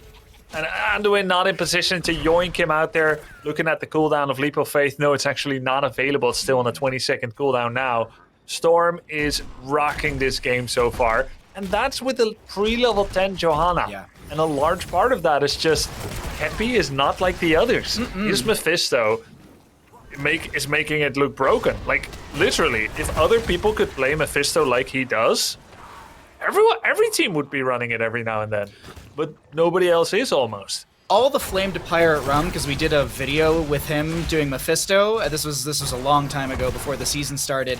I want to get another Kyle Ferguson Mephisto video. Sorry, Pirate Rum, but I need Kepi Mephisto. I need to know how he goes through this. And I know there's language barriers and everything like that, but I still feel like we could learn so much. I really kind of actually want to bug him about it. Maybe we can get BBJ to help like translate or something like that. But either way, this has been. I know BBJ's been working on his, I believe, Korean as well as Kepi's working on his English. Really? Yeah, they've been working together on it, so that way they have a little bit more communication in the comms as well, beyond just back, forward, attack. Yeah, we definitely need to get that segment, but maybe even if we hear Kepi explain everything, we still wouldn't be able to play it like he does. Oh no, not. I mean, there's so much mechanical prowess with it. And that's the big thing that I respect and love. It's like when Kael'Thuzad came out, I had, and I still do, have a lot of respect and love for Kael'Thuzad players that are super mechanically savvy on that hero, because it's not an easy hero in my opinion. Like Kael'Thas, yeah, you can learn the combo, but I feel like Kael'Thuzad, you gotta really just punch your keyboard at the right time and hope you get all the right abilities. Yeah, you gotta have a feeling for that, and you know, aiming well is hard enough with him, but then you also have to anticipate two people trying to dodge the chain connection, and you need to not die. That's the really hard part. Yeah, the not dying part is my struggle. Yeah, same. But big same there. We're getting into this next objective. Do you want to jump into comms for either side team? Yeah, let's. Which one have we not done yet? We've done both actually. All right, let's go into Storm. In we go. Any clue? Yeah. Okay. We have tab also. Yeah. They're gonna play for this. They're waiting for 13. Diablo knows where she is. Careful URL. Yeah, we'll already be flanking from bottom. She's slowed. We're winning this. I go tab and glow. Okay. They rip tire. Fire. Can we kill it? We don't need to. Okay, they use I need glow. Yeah, we're getting glow have to fight on the shrine. Yeah, we're getting glow. Diablo? Diablo I can charge. send you. Yeah. I can make guy. Careful. Burn him. Making gun Big damage on the back. Shine. I have a way you here. Your plans. Shrine? Shrine. Yeah, Shrine. Getting glow. Diablo, get the shots. Barrier, no ult. Hit shot. Diablo first. I have big slaw on Diablo. Barrier. Yeah, top. Diablo's still slow. He's top end. Oh, Can we get keep top? I think mid. Okay. Yeah, I can flank for mid if they are still here. Okay, it's good for me. I wanna take another wave here though. Come for the Marcus heal here. closet. I should. Sorry. I should open the wall. Synergistic play from the side of Storm, but you heard Kepi, and I feel like I've actually heard this when I used to play with Imperious players who had that the regeneration globe talent that I can't remember off the top of my head, but it's the same thing. It's just like, I need a regeneration globe before we do this Push fight. forward. Yeah, press the advantage, I believe is the name of the. Press the advantage, so it's just like it's like all I need is a regeneration globe, and you kept hearing Kepi in the background. Just I need a globe, and then once they got it, it was just like go into the shrine, do the objective, get the fight. Great communication, great play from Storm. They find the mid lane fort. They considered the top lane keep. I did hear that one in there as well, but it was all push, and you heard Kepi go, mid lane is good for me. Yeah, I wonder why. I guess he didn't want to get flanked or something at the top keep. It's possible. I mean, I think also the factor as well, the more you open up the map for this Mephisto, the more he can be aggressive. He can dive in. He won't get punished by these forts. So I think it's also trying to open up the map so when the next objective phases come, Storm has more advantages around the map. But Cattle is getting shredded right now. Great leap of faith. There will be a falling sword for the cleanse, but it doesn't matter. Death Siphon, Strafe comes out. Huge arrow from Azerite. That's going to be a massive lightning breath from Diablo, but Kepi is still shredding. Kepi is still applying Lightning Nova after Lightning Nova with a Skull Missile every so often. There will be a kill on Stukov, but that will be Diablo Soul's reset. And this is a bit of an awkward fight, though the minion wave will take down the fort, and that's going to be the exit path for Storm. Storm is actually A-okay here as they miss the jet propulsion onto Burgle, but Burgle, Ardent Defender. No, they're fine. They're vibing. Are they though? Yeah. I mean, you're all dead, see? Gonzo's dead, see? They are. And the Diablo died back here, taking damage from everybody on this team. There's Manticore, there's the lightning reaction from Kepi's Mephisto as well, and what looked like maybe an overeager Dayquaza flank behind the fort as Storm was marooned, as Bahamut said. They are fine. They're totally fine. They were living on this island in anticipation of Chili Mountain trying to close the gap and close their jaws on top of Storm. But they were indigestible. Storm managed to get the kills, walk away, and we're looking at an extremely fortuitous situation for Storm in a 6 fort versus 3 keeps that are hurt on their walls. Huge advantage for Storm. You know, a team that was gorged and picked apart becoming undigestible in game number 3 is a very good shift in priority and playstyle. So, like that call out, Grubby, is Storm is actually solid 2-level lead, 1 to 10 in kills. And I kind of said it as a little bit of a joke, but they're legit. They're just vibing. They're having a good time. Their comms didn't seem super chaotic. They had a game plan in mind, and everyone is just playing their role just right, making the right calls at the right moments. And here's the next thing I want to bring up, Grubby. Top lane Punisher will be Mortar, and we had that first Punisher of the game push in through the fort, through the keep front gate, and get a little damage onto the keep. If Storm can win this and get a kill or two throughout this objective phase, or maybe in the push, this could be Storm ending the game through top lane in our 3rd objective. This is the 3rd one of the game. That's kind of crazy to me. Yeah, it is crazy. And if Chili Mountain gets this win, they still need to get like another 4 battles won in order to...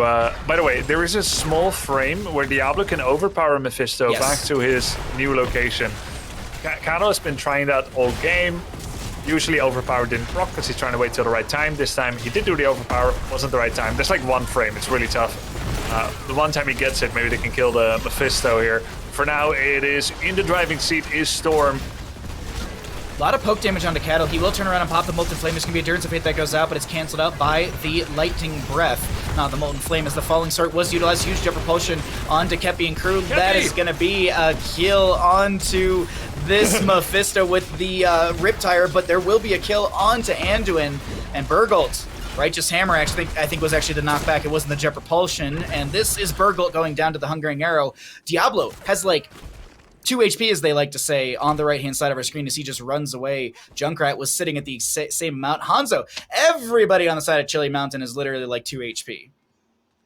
Diablo is hiding from the beast under the bed. He doesn't dare to look. He keeps running and running and running. And finally, this is the Bush of Destiny where he decides to make his getaway. Now, huge wave bottom lane. Yep. There was a huge wave mid lane as well. Chili Mountain trying to scramble to defend these lanes and get some much needed experience back. But level 20 is a bridge too far. It's something that they cannot achieve before the objective starts to march on them, and that will make this defense challenging. We're thinking here 1 keep down, maybe core, 1 keep down, maybe second, if they're using the remainder of the life of the Punisher as a distraction. They're just waiting here for Kepi to come back in with Mephisto, and then it's go time, Bahamut. I think the big thing in what you're saying is going to be kills. If Storm Esports can find a couple kills in a Chili, it'll be keep through top, go to core.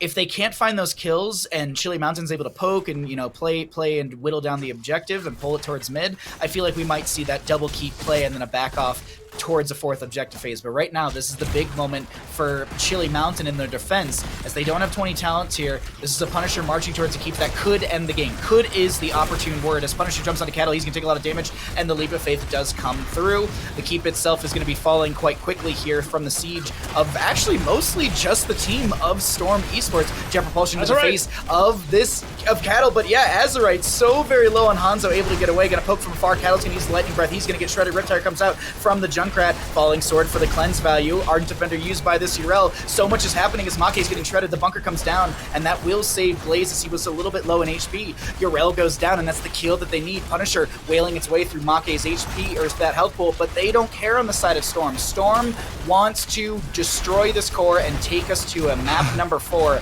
in the advantage for Storm, and potentially make their way into the grand finals, and this will be map number 3 over to the side of Storm Esports. A solid play, and I personally, I'm going to say this right now, unless there's a Chili Mountain Stitches on the opposing side, I don't feel like I'll ever doubt a Kepi Mephisto ever again, Grubby. Never again. Yeah, we forgot about it for a second, but it was insane. In this final moment here, in that final fight with the Punisher coming in, Kepi went forward and took Hanzo to 45% health by himself. And Hanzo couldn't do almost anything back against him. And then it was Ivy Tinks with Fallout that brought him to his knees, 252 health. Just the 2 ranged assassins from Chili Mountain trading so positively into Azurite. There was the level lead, there was the Storm tier talent lead, but there was also just a non-stop dominating play from Storm. Great draft that they put together, and it really oozed Storm Esports. Very few other teams will be running a Johanna and a Mephisto together, so it's going to be very challenging going up against a team like this that have special picks like Mephisto and Joe. It's been a really fun game, and I know McIntyre's itching to talk about more Mephisto, I'm sure. Or maybe you want to talk about BBJ Stukov. You can talk about whatever you want, my friend. How are you feeling after that game number 3? You know, I think definitely highlight Kepi's ability to play Mephisto. I really loved, you know, you guys were talking about we need to get him to make a guide. I feel like he pretty much made a guide for us there in that 13-13 fight, where when the fight got to a point where, you know, it needed to be decided, he got a tap on his well, he got a glove middle lane, and then he engaged, right? I think that pre-setup is what takes, you know, Kepi to the next level when it comes to playing that Mephisto, activating that spike talent at level 4, and then the synergy of the Joanna with the falling sword, able to dive and keep him unstoppable the entire time he's stepping forward. I think a lot of the time when Mephisto goes forward, you know, you can have a Diablo knock him away, and then all of that pressure disappears. In this case, he cannot be knocked away. He cannot be CC'd off. You know, Chastise does not work. I think the synergy that they built around the pick and how effectively he played it really showed this game, right? Definitely showed. And I would also say, you know, I think this game highlighted what happens when Chili Mountain doesn't have the Brightwing. The score's 2-13, so only 2 kills there, pickups from the side of Chili Mountain, right? So the effectiveness that they have on the map, the ability to take people out. It could be that Storm definitely drafted a much more defensive composition. Joanna, Blaze, very difficult to take down. You know, even Make said, you know, they like to target front lines. I guess Lauber said that as well. So when you take that away, right? When you take the protection that the Brightwing provides for that Diablo, Lauber's now able to engage on that Diablo, find the picks, you know, and get Storm there a win here. And score's gonna be 2-1 in Storm's favor. Storm Esports will have the advantage here, and we're ready to go and tell you where we're heading into for map number 4. This will be Storm Esports choosing to take us to Battlefield of Eternity, as Chili Mountain, the losing side, opting for first pick priority. More map stats for you all at home. Chili Mountain is 3-1 on this map as their record, and this, as I noted on my stats here, this is the best map for Storm Esports in the fact that they are 5-0 on this map. 5-0 on Battlefield, and I'm looking down the list of heroes. It's not like they ran one comp. There's at least, I'm just kind of quickly counting, there's at least somewhere in the like 8 to 12 range of different heroes that they played on this map. A couple of them doubling down as well. But either way, we'll get into that draft in just a little bit. It's really exciting to go into Battlefield of Eternity. This was a huge map for Chili Mountain yesterday up against Simplicity, and Chili Mountain, as we were talking about in the last draft, ran that Garrosh, Zarya, hyper carry composition. Will we see that same style from Chili Mountain? Will they go into the stitches? I actually did see in the break, and I'm a little surprised by this. There's like 0 Medivh priority today and yesterday. Like I think we might have had like 1 or 2 Medivh bans yesterday out of the 7 games we had. Spoiler, sorry. But I mean, if you're here, you know what's happening. But anyways, it's just a little surprising. And I saw it in Twitch chat just as we were coming back from break. And it's been in the back of my mind a little bit because I was like, I didn't want to say anything in the last draft because it's a good map for it. Battlefield, not the best for him. We've seen it win. We've seen it lose more often, but a little surprising today. Maybe it's just the teams. It's just not what they've been practicing or what they want to prioritize. I know Simplicity plays it very well when they have the opportunity, but none of these teams here, Grubby, are really caring about the Birdman. Yeah, it's you need a lot of practice with it, perhaps. But I think with Simplicity and Hosty coming up later today, we are going to see some bans or picks on that again, potentially. That's true. There was one of those small notes as I was looking through stats and everything, but we were getting ready for this Battlefield map here. And McIntyre, what is the win condition for Chili Mountain here? I know we talk a lot about mental state, but if you were playing, like, what do you draft against Storm? Because Storm is very adaptable in their drafts. What would you try and do to catch them off guard, maybe beyond just the Stitches comp? You know, I think right now they definitely want the Stitches. I think if it's not banned, they need to prioritize it. And I say that because for me, a lot of the time, Chili Mountain wins off of the Falstad pick, that Brightwing pick, right? The global pressure that they tend to create in the side lanes, that allows them kind of opportunity in the 5v4 or even just sometimes the 4v4. But Storm has done a very good job here in this draft so far of taking that away. They banned the Falstad, I almost believe, every game. Not 100% on that one. They definitely banned it a lot. And now they're adapting and banning out the Brightwing. Which is forcing Chili Mountain to play that Diablo or that Stitches without. And for me, I feel like they need to start to lean into the Malfurion pick.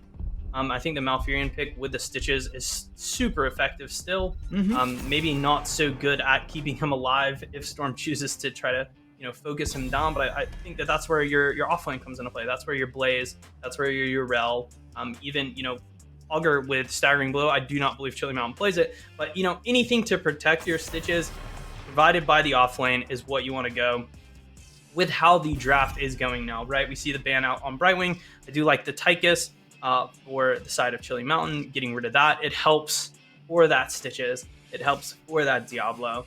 It's just, what else do you put with those two tanks to win, right? And I think after that last game, they're trying to piece that together right now. In this draft, Lucio banned out. We may be looking to go into a Stukov first pick. Will Storm respawn with the Stukov ban? They do, but this opens up that false stab strategy that I was talking about. Will Chili Mountain go it? Find out here as their open first Junkrat. pick. You could open there's like so many heroes. I was sitting here trying to figure it out myself, Grubby, and or Vala. Okie dokie. Double support Vala. There's not a lot of supports on the table, so they don't necessarily have to go it. You guys were saying Garrosh Zarya was picked yesterday. Zarya, I think, is a great second support for the Vala. Wasn't it with the Vala, actually? Wasn't it like Vala Zarya? I'm like blanking. I feel like it was. They were against the Vala and a Hammer, so they could not. Oh, okay. I know that there was the Hammer on the opposing side, but I couldn't remember. There was Garrosh. Oh, never mind. No, that's a different game. Oh, okay, that's okay. I know there's a Garrosh Zarya, and then I'm like my brain just blanks because it's been a long time. But either way, we'll get the. It was with Cassia and Malthael and Steve. That's what it was. I remember the Malthael because we talked extensively about I'm not sure if it works, but anyways, let's talk about what's happening here in this draft. It did work. A little spoilers on that one, but Vala and Vala, Urel, and Uther. I'm liking the Chili Mountain draft, but this is Dayquaza getting their Hogger as it's been banned out all day. And on BBJ, we saw yesterday, they went into the double support with it. I think the crazy cool part about this, I like the Garrosh ban there too. Yeah, same. I think the crazy cool part about this Ana pick is they are feinting that they are going to go double support, but they definitely do not have to, right? They could pick up something like a Li Ming and put a nano on her and just have the Ana sit back behind by herself and solo support.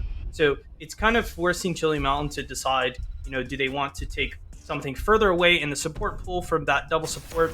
Do they want to get rid of the Li Ming strategy and force them further into the double support strategy, possibly protecting a Cassia, possibly protecting a Raynor, Greymane? There's still a lot of powerful ranged assassins on the table. So I don't think Storm will struggle regardless of which way they go.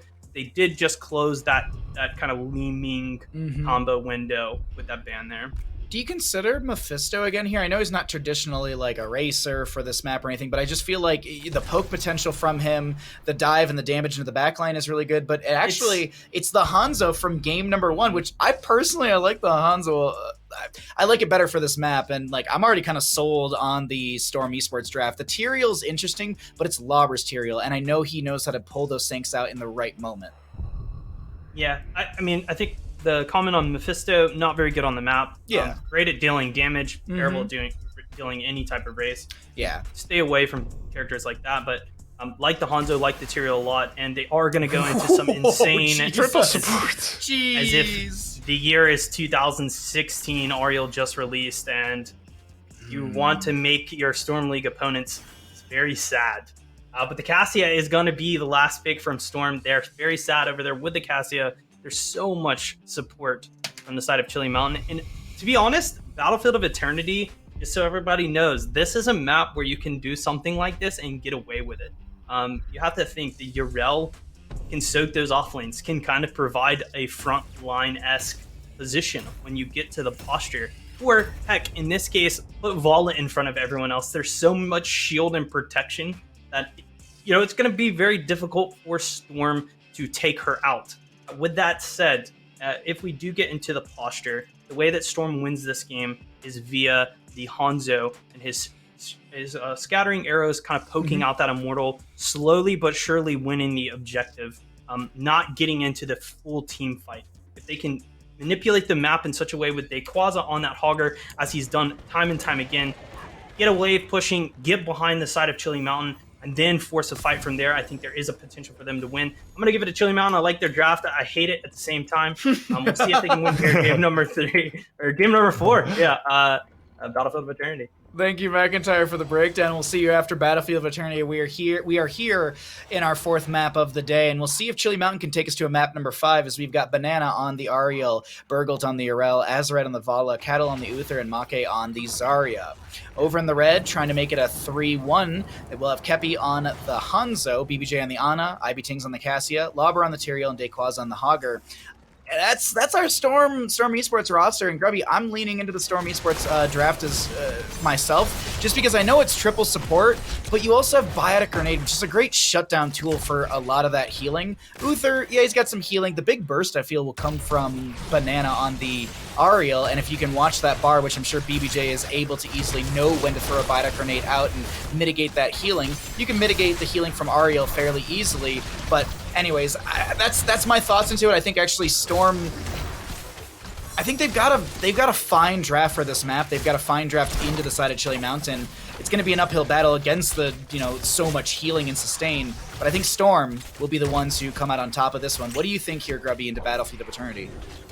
Yeah, I'm of like-minded with you, Bahamut. I think it's very easy to get overexcited about triple support. Yeah.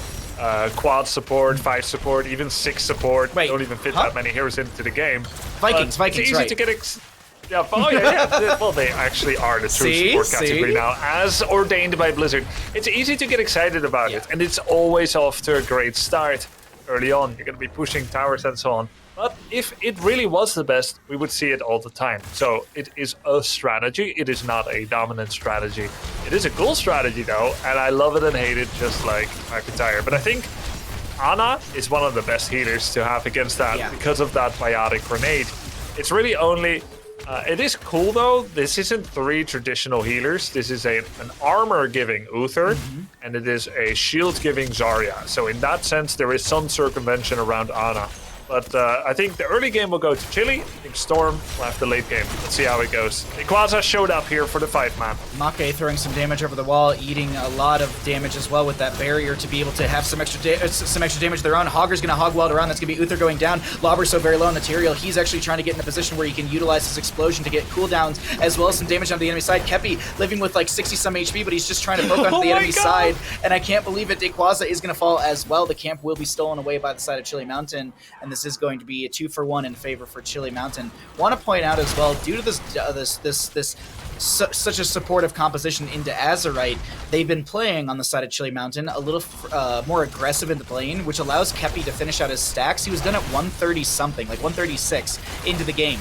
That's really quick to have your level 1 redemption done, because you have to hit 2 autos onto a hero, and your auto attacks are pretty slow. Lauber chasing out on Cattle, and this is going to be Lauber finding the kill. He actually blinks forward with the Eldruin's Might. Azurite trying to make this a punishment, and will not be able to do so. BBJ with the last bit of mana, able to get a Biotic Grenade and 1 healing dart out.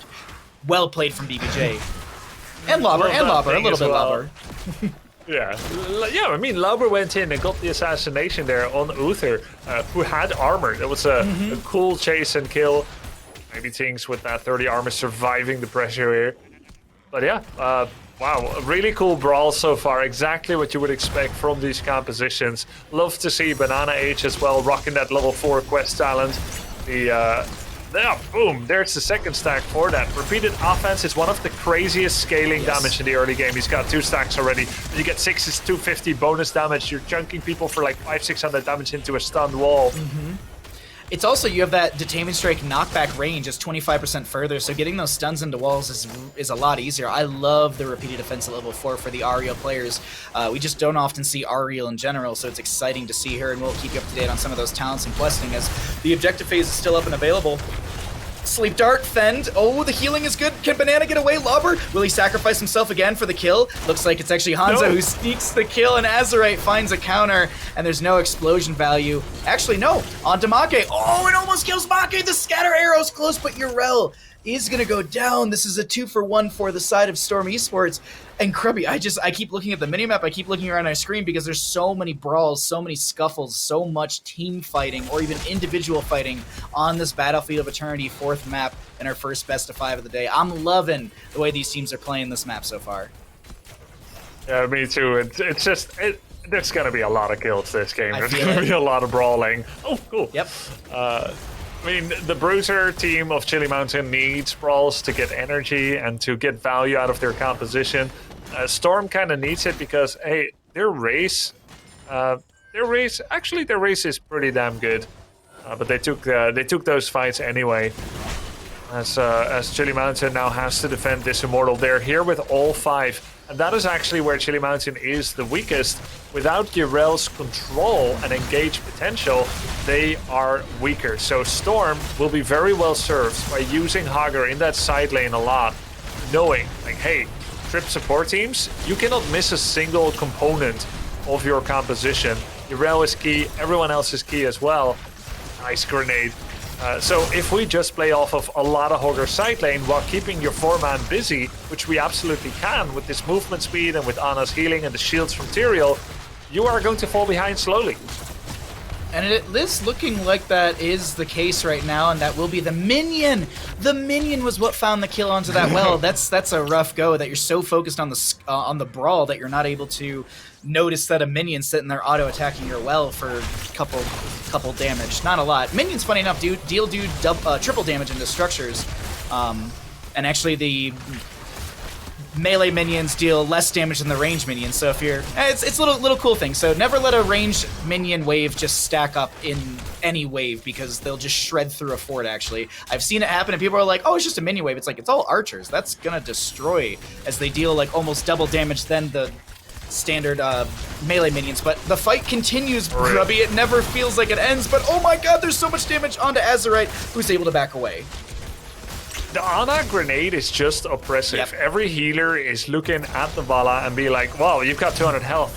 I have to wait for the grenade to pass. Huge! No, the arrow, the lightning ball. I'm sorry, BBJ? And the chase. BBJ? Horus? BBJ? Okay, I mean, I guess maybe BBJ's a little envious of the range attack from Hanzo, so he wants to be able to do the same. Anyways, but it's exciting. I mean, as I look at it, though, who are you going to nano boost realistically? I mean, Cassia. Cassia's a great nano boost target, but what he really wants is to say like, hey, we're a brawly team with Tyrael and with Cassia kind of crowding around in front. You're always going to stack. You're a triple support comp. True. I'm going to be getting a lot of damage through your whole team. We're going to be healing our team that can stand in a line. It's cool. I won't say it's the only choice. I think both was possible, but it's pretty cool. I like it a lot as we do see that being picked up. Urel jumps into the back line. There's going to be a nice spin from Dequaz, a really good spin, as Azerite vaults forward into Kepi trying to get a kill, chunking Kepi down to about 50%, but BBJ's got some healing. Looking at some of the mana bars, they're all looking good for this objective phase. Let's see what happens here as Expulsion Zone does come out from the Zarya. Huge arrow from Hanzo will be ripped into the face of the enemy team. There's an Eye of Horus. Cattle is going to be the target as there will be a kill from Ivy Tings into this Uther.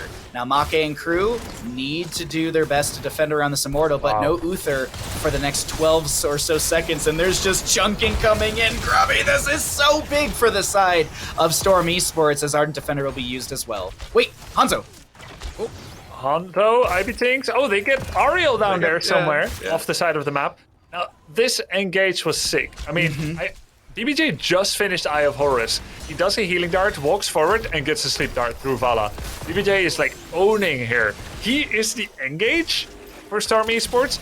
Hanzo is the engage sometimes with the arrow. And Tyrael, he's an accessory that enables everything. No judgment, a bit of slow from his Eldruin's might, but it's really up to Hanzo and Ana here from extreme range to engage. And they have been doing so admirably. BBJ, just every 2 seconds he has to perform, right? Healing dart, healing dart, healing dart. You're always on high tension here. And then getting those sleep darts, just having that awareness and hitting them so purely, it's a great thing to see. And that just owns the team fight for Storm. You see some pings coming out as the Storm Esports crew are just looking around to see if they can scout out Burgolt on the Urel, but is not able to do so. As there was a Hearth through the bottom lane, and Burgolt's back into top to clear things out. The Immortal, Belith in bottom lane, is dealing 642 damage standard, so that's 1,284 damage into structures, if you're wondering. And so this will be strong siege from the Immortal through this bottom lane. Will it get more than the keep front gate? It's looking like that's all that should be achieved. Cleanse to get rid of the arrow stun from Kepi. And now Immortal gets a scratch on the keep. Expulsion Zone comes out. IBTink's in an awkward spot. Rain of Vengeance won't connect because Tyrael was able to put some pressure with the Eldruin's Might as well as that Holy Ground. Azrai does a multi-shot. This is, of course, Q build. But he does a multi-shot on Cassia, and the needle doesn't even move. She had a shield from Tyrael, and it didn't even go away. Hungering Arrow gets lost in the winds somewhere, somehow. And she is the main damage dealer here. Baha sitting at 44,000 hero damage. Next biggest is Zarya with 28. On the other hand, we've got Hanzo, 49,000. Cassia, 52,000. And this big difference in damage. And where Chili Mountain has defenses and shields, raw damage is coming out from Storm. And they have been utilizing that to get objectives, siege damage, to get the kills here. The next objective phase, actually, as you were noting, is going to be on the east and west positioning, which is going to be the race potential side for either team. The axes signify the side for Chili Mountain. Dequaza, there is a speed barrier onto Cattle. I don't honestly know, because I was just like, are you going to just stun him in front of his gate? I don't know what the game plan was with that, but Kepi's actually the target from Urel.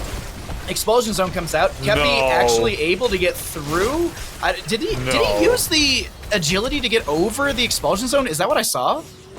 I don't think you can. I don't think so either, but it was a really weird animation of the Hanzo model, and I couldn't see it completely. Is it a mini stun? Did BBJ like cleanse him through it? Maybe that's it. I've never seen that before. He just kind of walked through it. That should be impossible. I mean, BBJ does have Smelling Salts. Healing Darts removes stuns from target and grants them 50 armor for 2 seconds when doing so. So maybe that is the case. I'll have to go back and watch the VOD and see if I see a little like 50 next to Kepi's name, because that would actually signify it. Bahamut, besides how he glitched through it or whatever, like, how does Hanzo live there? It was a 5v4. I don't know. Urel stuns him into the team. There's an expulsion zone. Everyone hits him and nothing happens. I mean, BBJ's healing, sure, but how does that happen? That's not good news.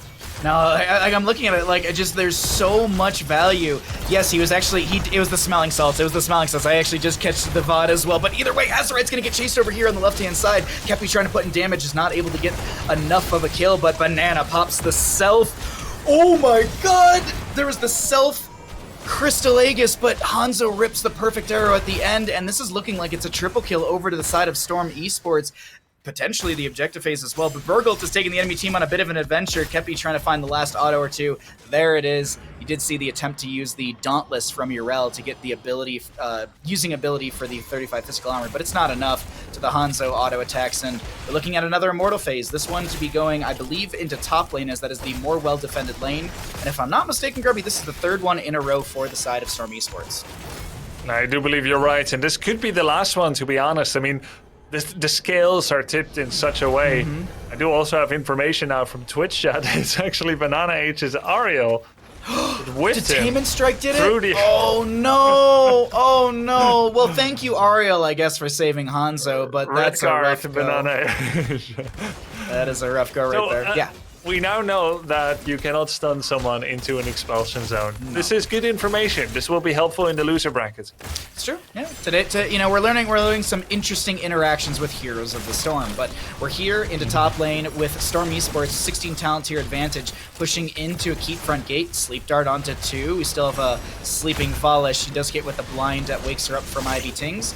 Keep front gate goes down. Bell should move into melee range as he does lose his shielding, still dealing over 1,400 damage into structures, and this is going to be a keep that's getting chunked quite heavily. Hanzo, big arrow onto a sleeping Cattle, as there was a shockwave from Dequaz as well, but it's not going to be enough, as there was the Crystal Aegis to save the Uther, and this is looking like it's going to be top lane keep gained for the side of Storm Esports, and they won't go in any further than that.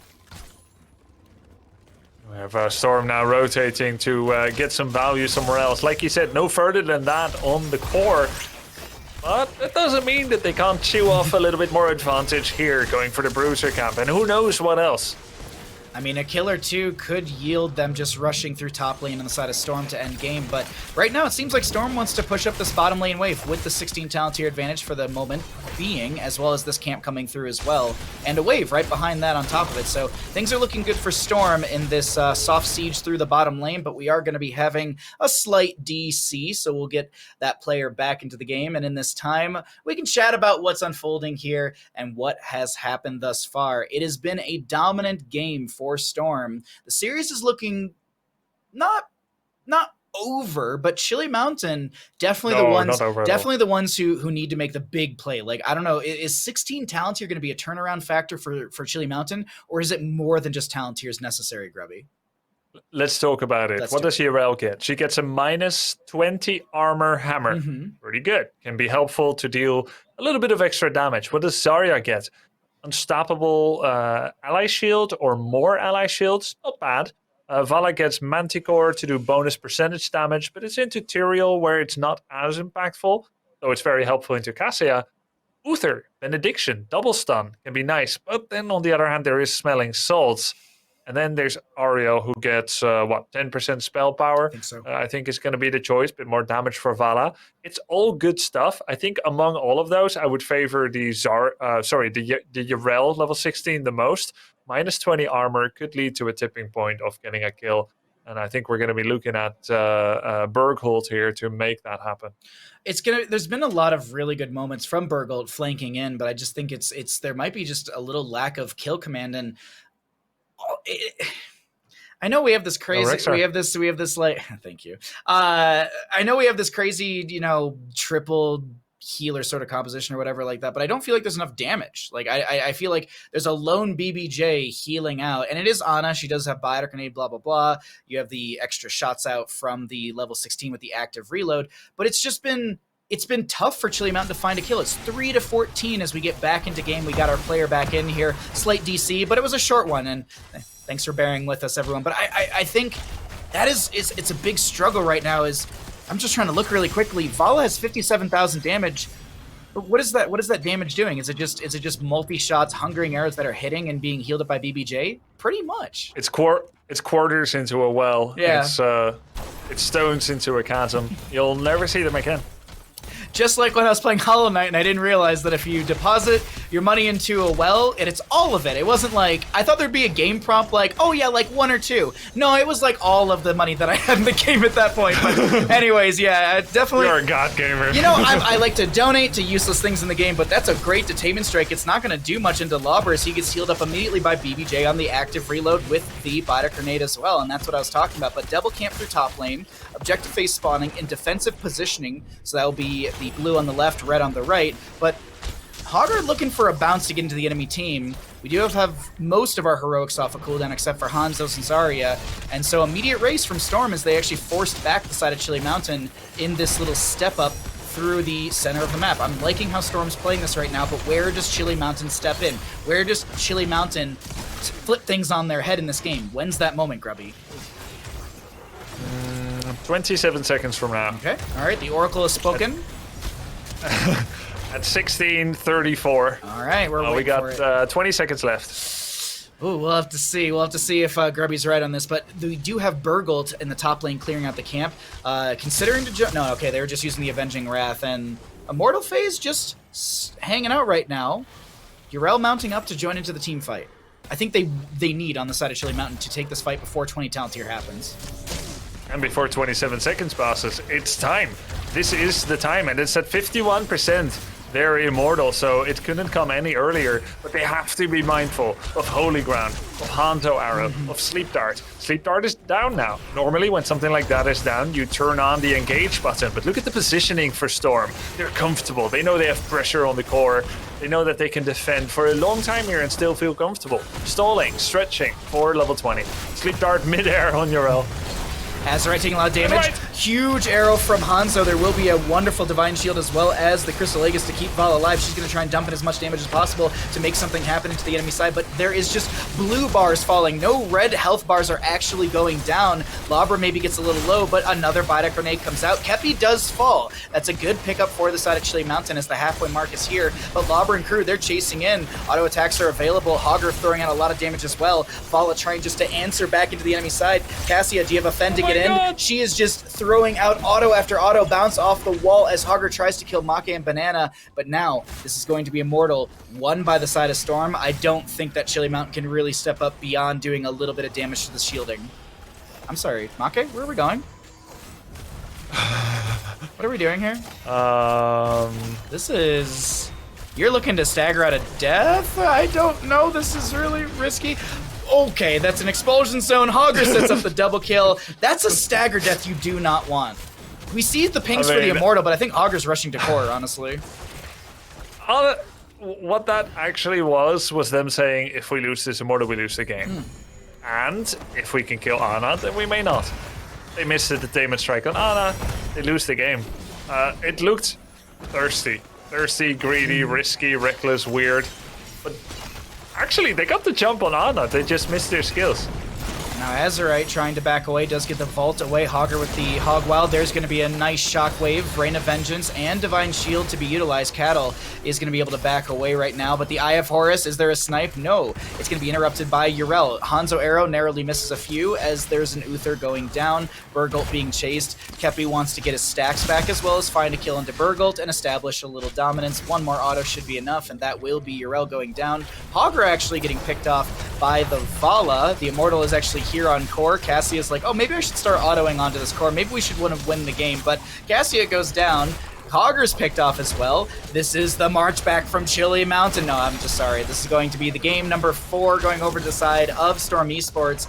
They, Storm Esports, move into our winners grand final. They move into the grand final with the map advantage in the best of 7. The weighted advantage. So that means that less maps for the side of Storm Esports to win next weekend. Next Saturday, you'll see Storm Esports again.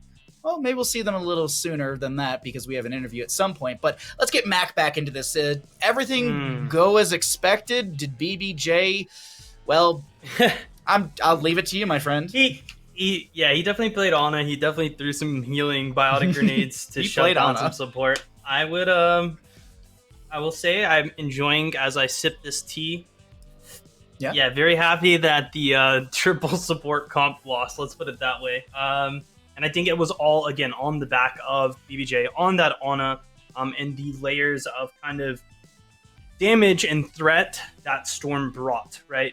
It seemed like the combo was kind of BBJ hits a sleep, we throw the grenade, everybody goes, right? And with that Tyrael, with that Cassia, with the Hanzo arrow to follow up on top of it, those support team comps, they want to stack, right? They want to clump, especially when they have an Oriole who really wants people to be stacked up so she can heal everyone. And so having that Dragon Arrow to connect on top of that, right? And again, Dayquaza, just such an impactful Hogger player, right? 17,000 XP soaked. So continuously pressuring that side lane, continuously giving his team the advantage when it comes in that experience department, and just being super effective in the team fights with his staggering blows, his positionings.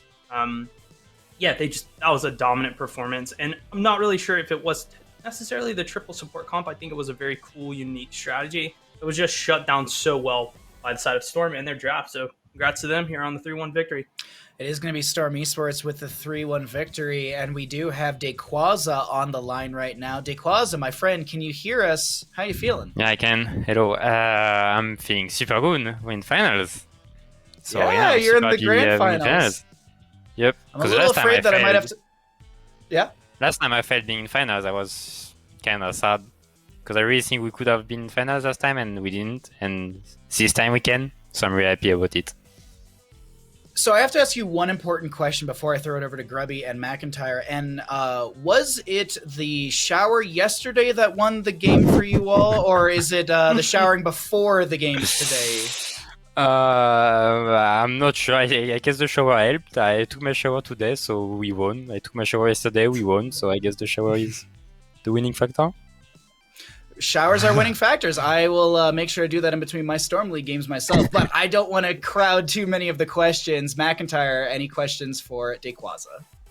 Yeah, I have a question. As you as offlane player, game number 1, you're playing Sonya, you're against a Diablo. Game number 3, you're playing Blaze, you're against a Diablo. How do you navigate the matchup against Diablo as an offlane player? Are you trying to force him to use his cooldowns on you, target you out to protect your teammates? Or do you wait for him to engage on your teammates and then re-engage on him? I think this series, you showed great prowess against him, and I'm curious how you look at that matchup from offlane to Diablo. On Sonya, I would rather just try to avoid the ECCs and just fight him when he doesn't have any cooldowns, because with Sonya I can just get one shot, whereas when I'm playing Blaze, I'm the one not being able to get one shot because I got self-lance and bunker, so I can bait the cooldowns. And yeah, I can just turn around when he engages on me. So on Sonya, I just try to kill him all the time, especially with my 16. And on Blaze, I just can tank the CC. Definitely a matchup thing for sure. Thank you. Awesome. Ralph. Oh yeah, Ralph has a question as well, but apparently most of us don't speak dog, which is unfortunate. But Grubby, any questions for Dayquaza? Hey Dayquaza, happy belated birthday, I believe was yesterday, right? Thank you. It's still today. Yeah. It's still... Oh wait, yeah. It was 12 minutes ago. Oh. Man. You said you're very happy to be in the finals, and absolutely, you guys have guaranteed top 2. Is that enough for you? Do you now play relaxedly into whoever comes up to challenge you in the grand finals? Would you be satisfied with a top 2? No, I want to win for sure. Because especially I won Masters Clash last week, or 2 weeks ago, I don't know exactly. It was last week. So I want to be like double champion now. I want to win CCL and Masters Clash. And on top of that, like last season, I was less bit confident on winning. This season, I really think we can win. Like Simplicity is not that scary. We won against Chili Mountain, we won against 30k, so I really think we can win. So yeah, I'm really confident this time. Hopefully I'm not jinxing it. Well, hopefully, I'm sure your team is hoping for the same thing. Thank you for joining us for the interview and answering a few of our questions. Before I let you run out of here, are there any shoutouts that you'd like to give? The floor is all yours. Shout out to Storm for everything they're doing. Shout out to the CCL for that tournament, and shout out to everyone watching. Yeah, and see you in finals. Awesome. We'll see you in the finals, Dayquaza. Enjoy your victory today. We'll see you next weekend where you have the advantage in that best of 7. Yep. And good night and good luck next weekend. Thank you. See ya. See you soon, my friend. Man, just it's always nice to talk to these players, and it's nice to see that he's got big drive to go for number 1. He's like, we're not satisfied, or at least he's not satisfied with just a second place in this. And I think a lot of teams are very much kind of riding some of that high from Masters Clash, as we can go ahead and take a look at what has unfolded so far today. We had Chili Mountain up against Storm Esports, and that is going to be Storm Esports with the 3-1 victory. Chili Mountain drops down into our lower bracket, so they have still tournament life, or they have one more best of 5 to potentially get into that grand finals. That's going to happen next weekend. The reason you're also seeing Storm Esports all the way at the right side with a little 1 next to their name, that's that weighted advantage as we talked about for a best of 7. So Storm Esports will come into that best of 7 series with a 1-game advantage, as they have climbed. I wouldn't say climbed. They have destroyed their way through this top bracket. I mean, only dropping 1 map to Chili Mountain, and you can hear the confidence in Dayquaza. You also see on the bottom left, Simplicity versus 30k. There's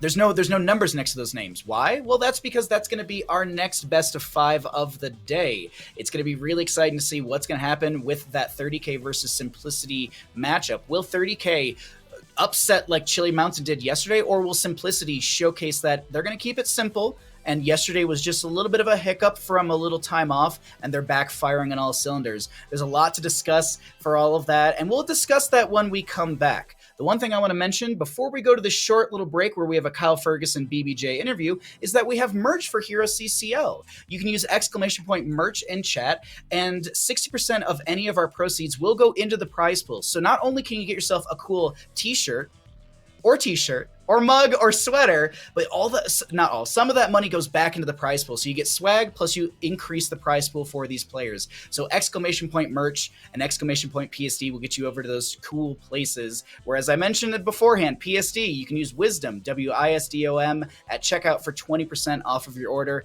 And there's an updated, curated list of Wisdom underwear that you can check out, or there's a collection that you can check out under the Wisdom name. We need to take a short little break. Enjoy the BBJ interview. This is HeroesCCL presented by Wisdom.